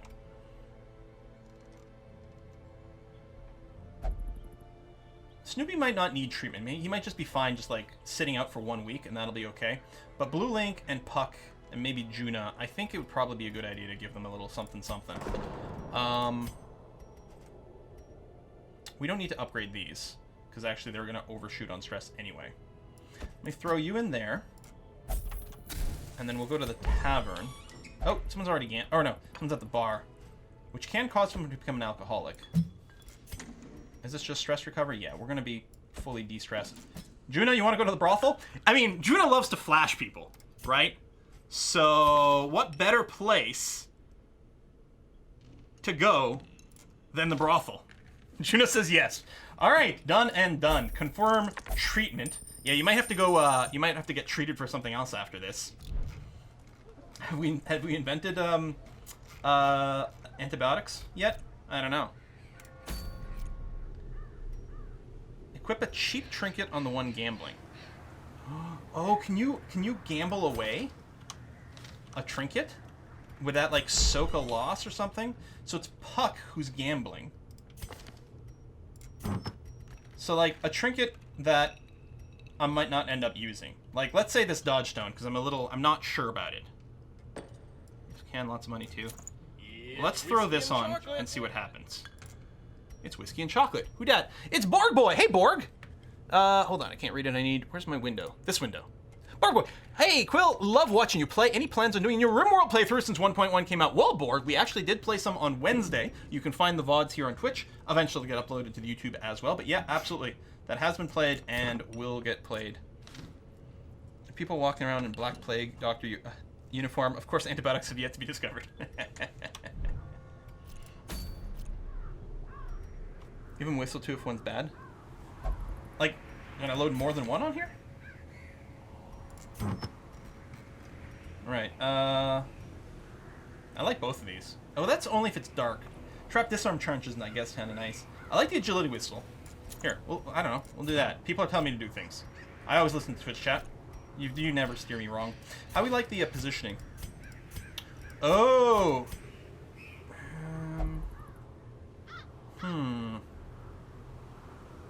Well, you can do your heal from anywhere. You'll be able to do Hands from the Abyss and Demon's Pool in this second location. You won't be able to use Abyssal Artillery.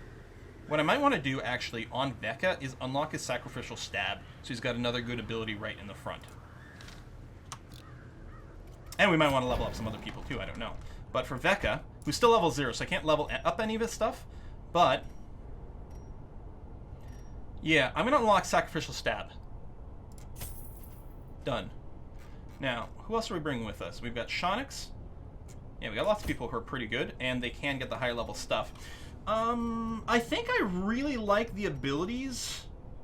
So Breakthrough we haven't used yet, but it will be handy if something happens to knock Shonix back from the front. Then Shonix will be able to use Breakthrough to move forward. And I think that's quite nice. Like, because normally it takes your whole action to move around, but here you get to move forward and do that. I think... I mean, there might be other abilities that are good, but I think we'll leave these. I'll just level them all up. Miguel, you're going to come in next. Likewise, I think I'm kind of okay with what you've got. At least for now.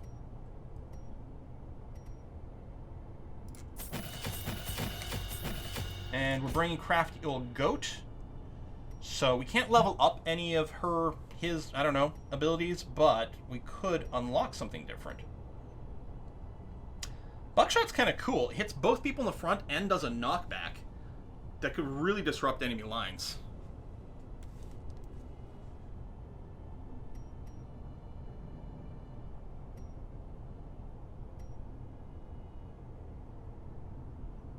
Oh, this doesn't do any damage, Skeet Shot. It hits everyone. De-stealth, increases torches. Our other heroes, okay, it'll clear the stun marked and might give him -1 stress. I think we replace Skeet Shot with something. I kind of like the idea of a Buckshot. Let me give that a try.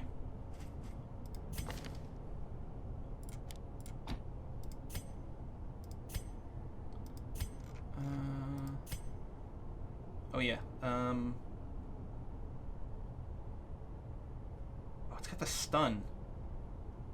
I think I'm going to drop the Daemon's Pool and do this. I like the Abyssal Artillery for hitting 2 people in back. It's very efficient. And then you've got this for the front. And the Abyss can hit most people. So basically, if it's a full party, we'll probably Abyssal Artillery. And if they're down to 3, then we can hit any of the 3 with the Stab or the Hands from the Abyss if we're in the first 2, which actually we will right now. I'm pleased with this. So this is going to be our final mission of the game, and then what we're probably going to do is we'll try to fit in a session or 2 of Dota Underlords Knockout, and then Briarstone is streaming after me, and he's going to be streaming Underlords the whole time, and I'm going to be joining him for some of that.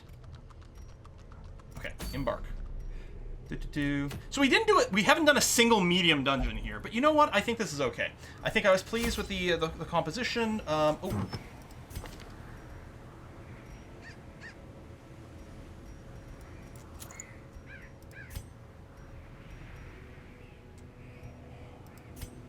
Yeah, you don't have any dodge. You may as well grab that. Okay.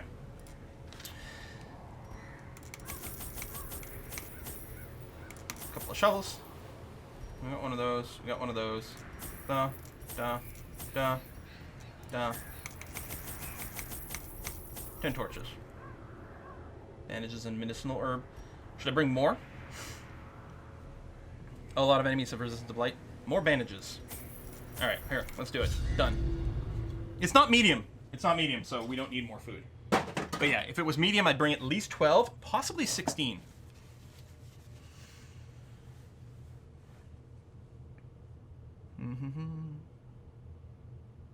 It's not. Wait, was it a medium run? No. No, it's not a medium run. Because was to say no, we don't have camping wood. We don't have anything like that. We're fine. Perhaps we can slay them even faster. Request that you douse the flame of the warrens at the end. The background sounds get very eerie when light is out, and the warrens more so. Oh, interesting. Sorry, I can't hear you. The pleasure of the flash. Damn, Juna. Okay, we have to do all the room battles. So happy we got a scout right away because we confirmed that we don't have to go to this room because it's not a battle. So we can skip it. We can skip the extra fight over here. It's going to be fine. We're going to be a double curio and a trap, but we're clearly going this way. So there's our trap right there. 70, 50, 70, 50. All right, well, I guess 70 it is. Disarmed. Actually, maybe I should have used it with someone who had a little bit of stress. Oh, well. That's a lot of loot. Okay, so what's the deal with these journals? They don't stack. There's like 29 of these entries. So presumably here 13 through the 16, 17, whatever, is the Trample Journal. Okay, it's 4, but it's like off by... Anyway. Is it just like story text? You just find... It's just lore. And presumably, now that we found number 13, assuming we bring it home, we won't find it again. So I'm going to like keep it. I don't know if there's a reward to have it. They're just lore collectibles, just toss them. Oh, really? Like literally, like no reason to keep them if they're filling up your inventory. As Lore, the little light bits of gains hits. purchase, Oh, some of these might spirits are have a lifted, reference to dealing with some of the and curios, maybe, or purpose is something. made clear. Ah.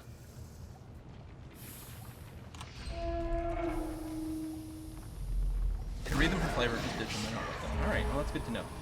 Here, piggy, piggy, piggy. They have, yeah, I think these both have some pretty brutal sanity or stressors, right? Like, doesn't one of them, like, vomit on you or some shit like that?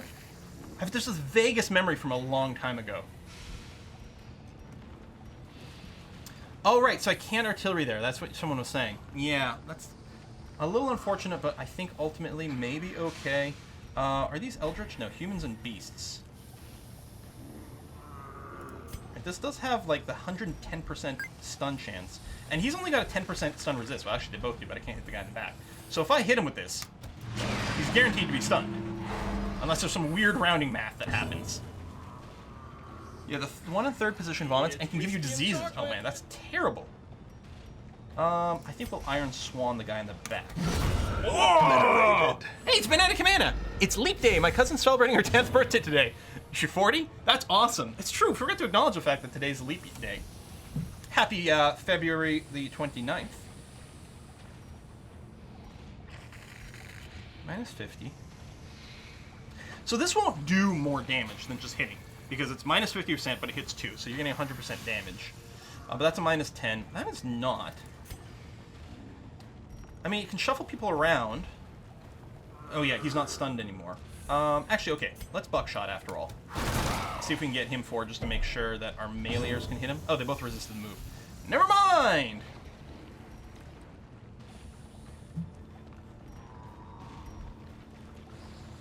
Alright, they're very bleedable, so we'll do Incision. I'm gonna hit this guy. So if I recall... Oh, he's got protection, though. Never mind, let's hit this guy. Hit the guy with some built-in protection, get him bleeding. Rend for the old gods. I think this causes bleeding. Okay.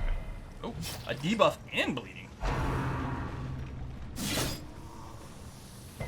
Oh, the kill the pig is so annoying. Yes, well, that's... Ah, he's gonna go for... Oh, speed 8. Shit.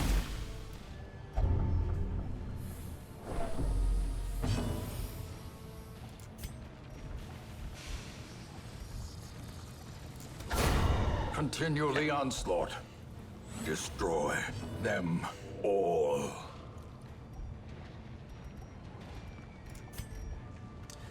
You've already gone. You haven't.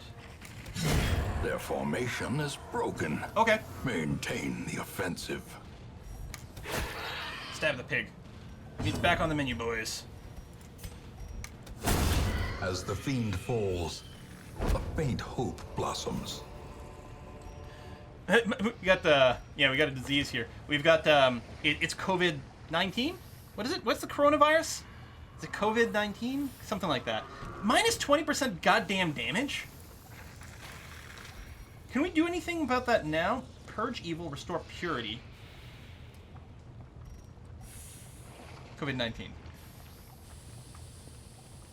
Is there any way I can get rid of that? It's just in town? Son of a bitch. Well, that sucks. This is a short dungeon. Oh yeah, because this is the first one of this dungeon area. Wait. Oh, fucking going backwards.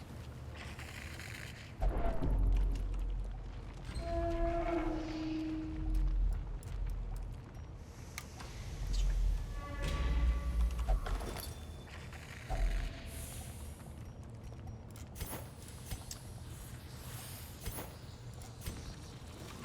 Yeah, so it doesn't matter. Everyone's telling me the journal pages don't matter. Alright, I'll just leave that. I'll probably ditch the other one then, just to make life a little simpler going forward. I gotta make sure not to ditch the deeds accidentally, because they also look like paper. Such blockages are unsurprising. These tunnels predate even the earliest settlers.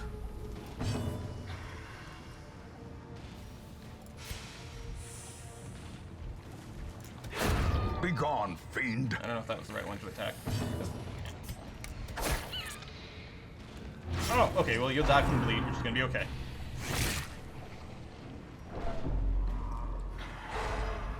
Maggots. Another abomination, cleansed from our lands. Be wary. Triumphant pride precipitates a dizzying Maggots are kind of fall. ugly cute. I agree. They're like surprisingly like not disturbing maggots. Got a pile of books. We're gonna skip that apparently. What is this? Dinner cart. A cart of human remains. It looks much like a feeding trough. Disgusting. I mean, maybe if we anti-venom it or dig through it or sprinkle some herbs on it. And people are saying herbs for food. Oh, just get some seasoning. Oh, you put herbs on it and then it gives you some food. I'm betting if you just root around in it, there's a good chance that you'll just get a disease or something like that, but... Maggot fight. Ooh, 4 of them. Or 8, I guess. Back to the pit. Seasoned human flesh. Tastes like jerk chicken. Yeah, the speed boost from Plague Doctor would be nice to have everyone alive for the rear attacks. Another one falls. Maybe I'll move the speed stone.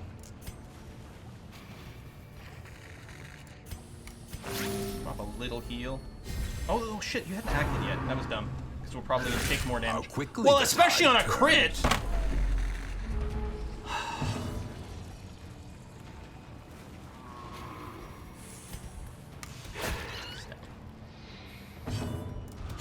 Press this advantage. Give them no quarter. Can I drag this way? Ooh. Because I don't have room to shuffle things. There we go. The way is lit. The path is clear. I'm gonna put the speed stone. We require on Miguel only here. the strength to follow it.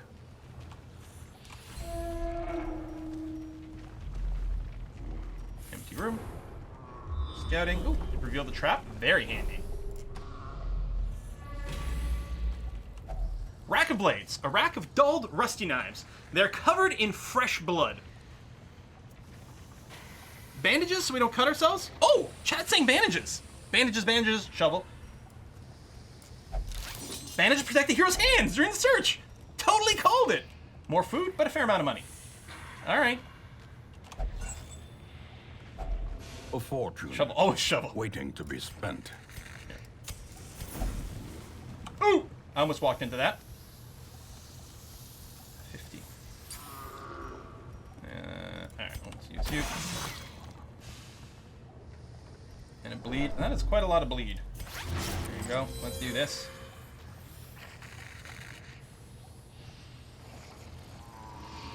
I've got a lot of food. There's a limit to how much you can feed people, and then they say they're full. There you go. We'll just get them a little closer to topped off.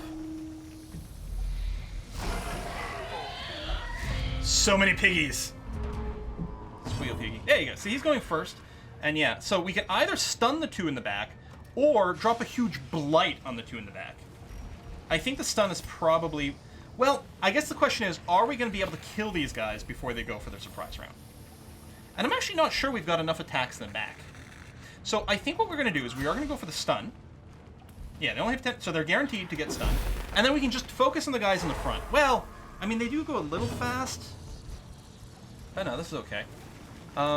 Sacrificial stab versus Eldritch. And that, yeah, that's less damage. This does plenty. You got 15 protection. You got 25 protection. Oh, shit.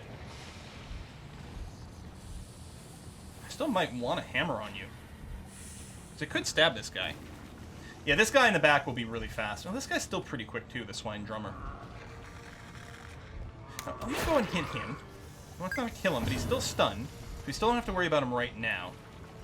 I mean, you could Iron Swan. Yeah, maybe I shouldn't have gone for the stun. I should have just gone for the poison. But we can just go and... I can do this. And... Actually, this works out nicely. Buckshot these guys. Ah! The one resisted, otherwise I could have shuffled a few things. But at least the 2 in the back are nicely stunned.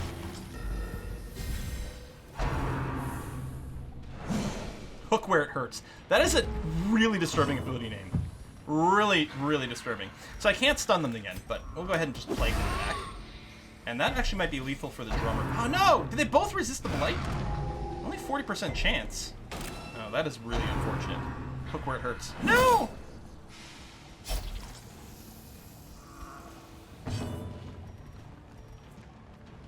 I think damage rather than heal is correct here. He hasn't gone yet. We've got 3 people, including the ones active now. We might be able to kill him before he... Oh! There's him too, but... oh, he still has stun resistance. Oh, and this doesn't hit him anyway. No, we'll just... Oh, fuck. So I know he's already gone, but he does seem a little more threatening. It's bacon time.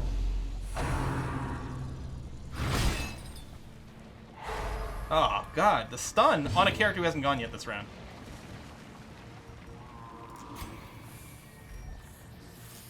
Alright, at least you're out. Confidence surges as the enemy crumbles. We won't be stunned again. Here comes more Vonnet. Hemophilia. So what, reduced bleed resistance? Minus 50%. Yep, that's pretty poor. Kill yourself. It's only 5. Okay, you resist the extra bleed. At least there's that. But never hidden. I mean, maybe I should have gone for damage instead.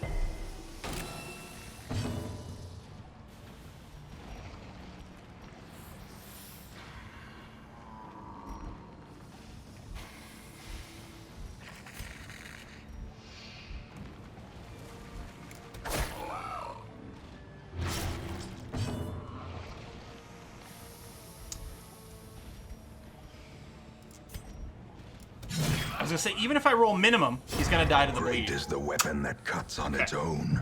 And he was about to act, which is why he died right then.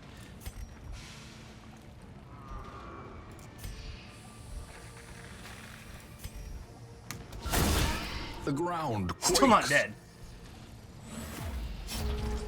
Hit the plague doctor healed. Small removes blight and bleed. Right, that is true.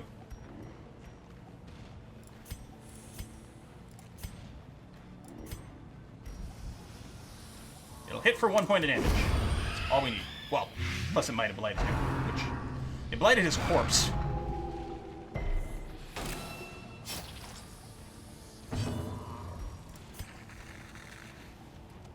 Yeah, there's one more fight after this.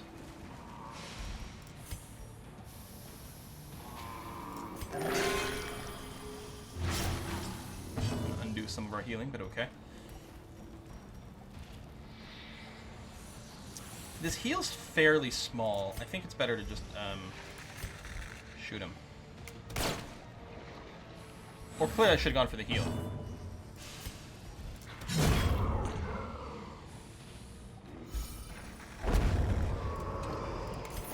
Seize this momentum. Push on to the task's end. Sacrificial stone. A stone used for ancient barbaric rituals. I would think maybe some holy water on there. What's chat say? Herbs, shovel, holy water with question marks. I like water. Yeah, alright, let's try some holy water. Item has no effect. Well then, we'll shovel. Nope.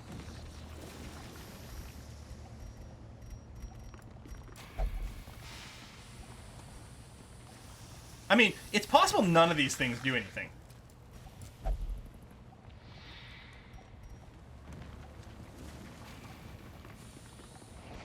At this point I'm thinking nothing works, but I'm going to do a quick search here. Sacrificial... Oh, that's not the one. Sacrificial stone. Oh, nothing does anything. So if we interact with it, there's a 50% chance of plus 50 stress. But there's the other 50% is amazing. It can purge a negative quirk or give us the pro-Warren quirks. So I'm going to use it for someone who doesn't have any of the Warren things. Oh, Vecca. Yeah, you got some stress to spare. Well, not much. You got all the Warren's ones. You know what? Vecca's going to touch the rock. Touch of the rock. Touch of the rock.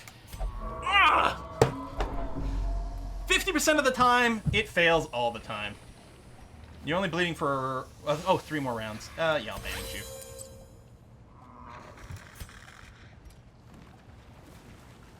I touched the rock. Could have taken... Yeah, you could have, but you already had one of the Warren's things. So presumably if you rolled the Warren's Adventure again, nothing would happen. Or, I don't know, actually. It's an interesting question. Would it make it a, like, locked-in quirk? Okay, we got a trap here. Now, what's your... It's only 50%. Yeah, so I don't want to use you. Because if you fail, you'll get stressed and damaged. So I want to use a better than 50% chance. Disarm and remove a little bit of stress. And just a backpack. Ooh. The match is struck. A blazing star is born. Alright, it's the last room. Let's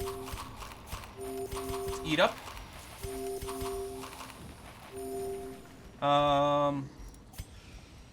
Oh, no.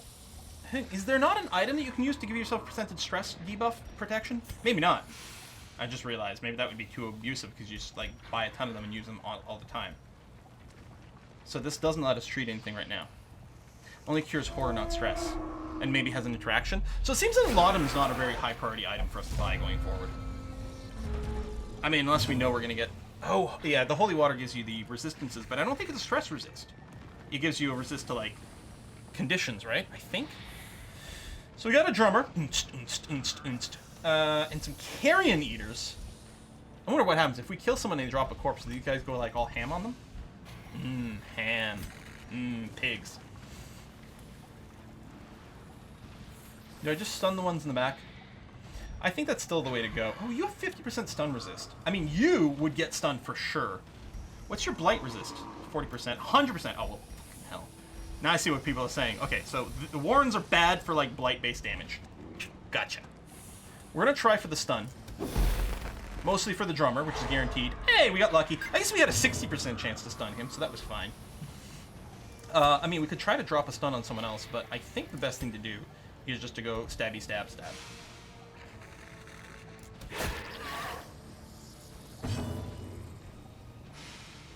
We're gonna play Doctor the Warren. Well, it's our first time in the Warren, so I didn't know, right? I'll keep that in mind going forward.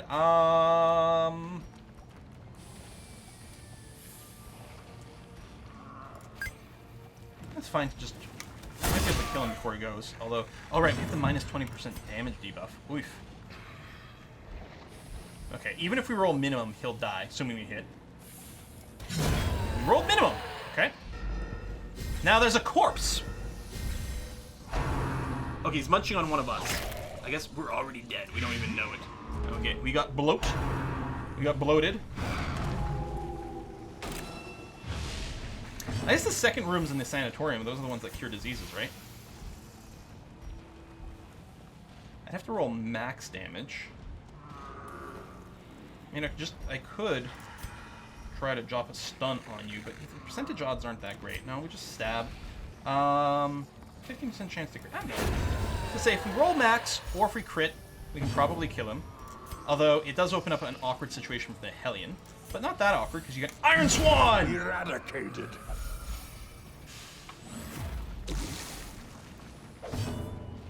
Green Blight. Yes, we are blighted. We do have an anti-venom. This doesn't end my turn, right?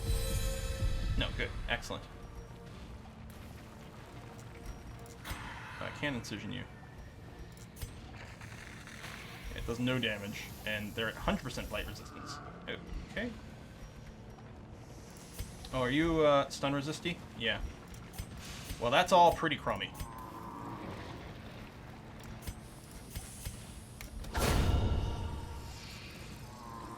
Oh, you don't go down in stress if you crit a corpse. I'm filled with sadness.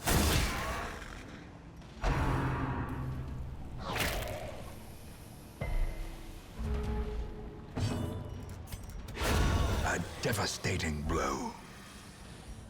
Oh, that was an interesting dialogue there. Okay, done and done, and I think we are in fact leaving. And driven into the mud. I like it. Oh, kill the light. Their Right, is there a button for it? fade. Shit, I think if you shift click it or something. Confidence is shaken. Someone said there was cool sounds at the end here. I'm sorry, I missed it. Alright, good loot. Not as many heirlooms as we may have liked, but a good amount of money so far. Grave Robber +2 speed item. That is sick good. Shanex is stout now. Alright, it's fine. It's not a deal breaker, but it's alright. Necromania. Miguel is now fascinated with corpses. I'm sure that's not going to end badly. And Crafty Old Goat's got the yips. That's what, is that like a baseball term for like a pitcher who's like lost his focus, so now he's like can't throw a strike to save his life? That's what I've heard it applied to. Balanced is fine. The yips is really bad. Golf term. Sports, baseball. Perhaps Very fitting for a plague things doctor. are not as bad as they seem. One good week. And while the campaign continues to drag on, recent events have emboldened the standing roster. Confidence is reported to be an all-time high. All idle heroes plus 200% stress relief. So the ones who are like, just sit around doing nothing, will just get some free stress, which is kind of nice. But I have to give a sanatorium, and I think what we need to do is double up on our medical ward so we can heal 2 people simultaneously. That's what I'm going to do. Curious methodologies and Boom, boom. apparatus can calm even the most tormented soul.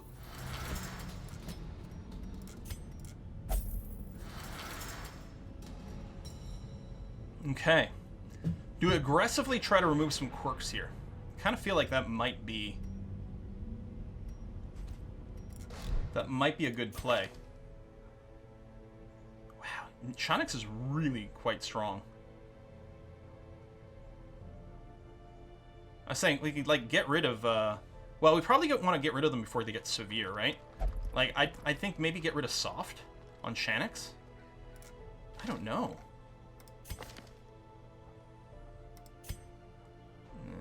It's not a big deal. I mean, that actually will be annoying later because you can't do anything else. Oh, not here. Here? Tavern. Juna engaged in pleasures of the flesh and recovered 65 stress. Puck gambled and won a trinket, a move stone. And then he gambled and recovered stress. Nice! New trinket for us. Abby has been inspired with holy worship and wishes to remain in prayer. Blue link, and then you recovered. Stress. Hang on. Wait. Are you seriously just... He's just stuck there for another week. Okay. Well, that's new. What is, Sorry, what is this little moon icon? Why do these guys have moon icons? Oh, they all do. Do they always do that? Or is this the good event? It's for the town event. Okay. So those are people who are going to get bonus stress recovery if they do nothing else. Or did they get it retroactively?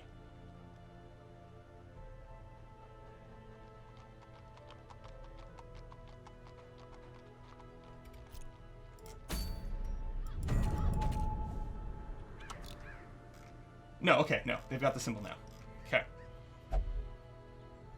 So this would be a really good opportunity at this time for us to... Anyone who's got any stress, just not bring them, because they're going to get double bang for their buck. Veka, we almost certainly want to go and give them some sort of stress relief. Maybe you can go in Cloister. He doesn't have anything weird going on. No. Getting rid of Egomania might be handy. He's got a lot of stress. It's probably worth increasing the stress release. Or stress relief or recovery.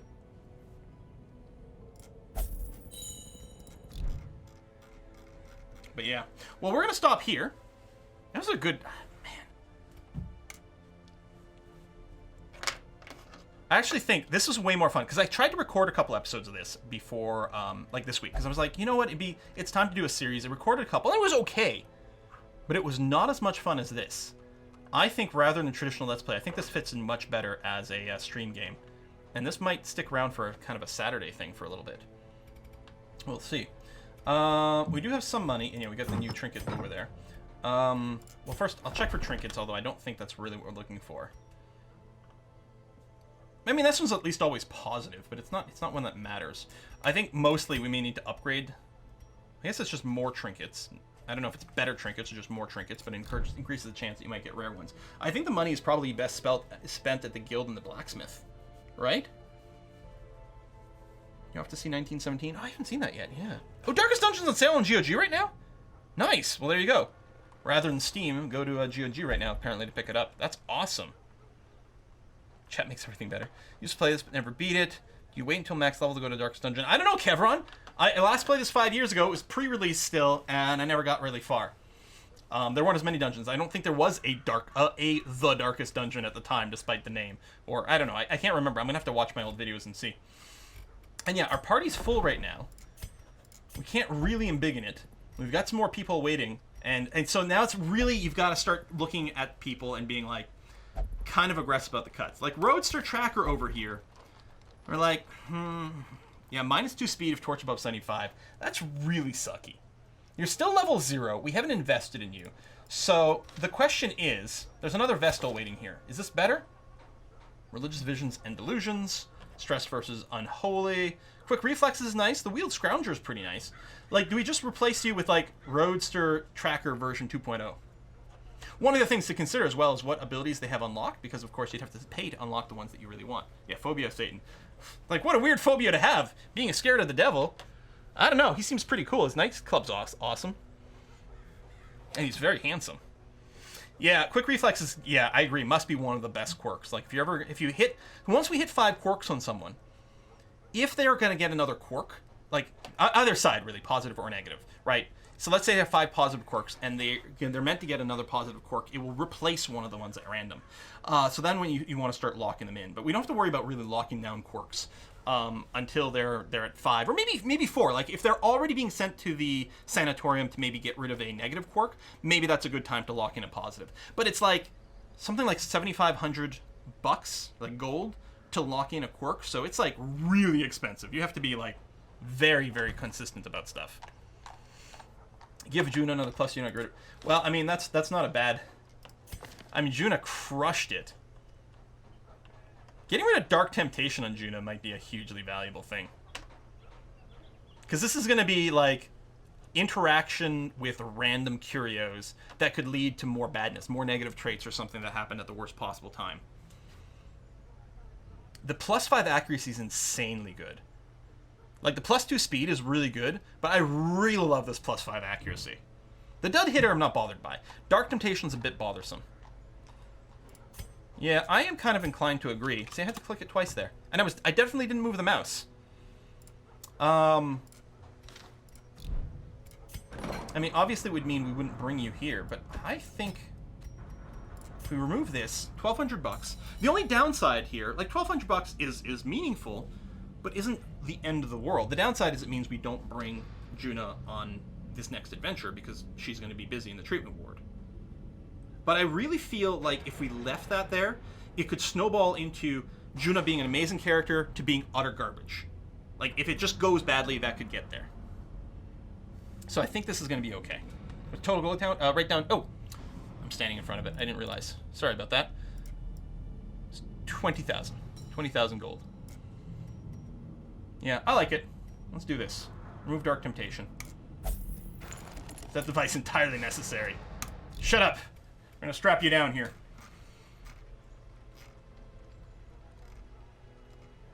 So I think what we do is we don't bring Kuno on the next mission, so you passively lose some stress.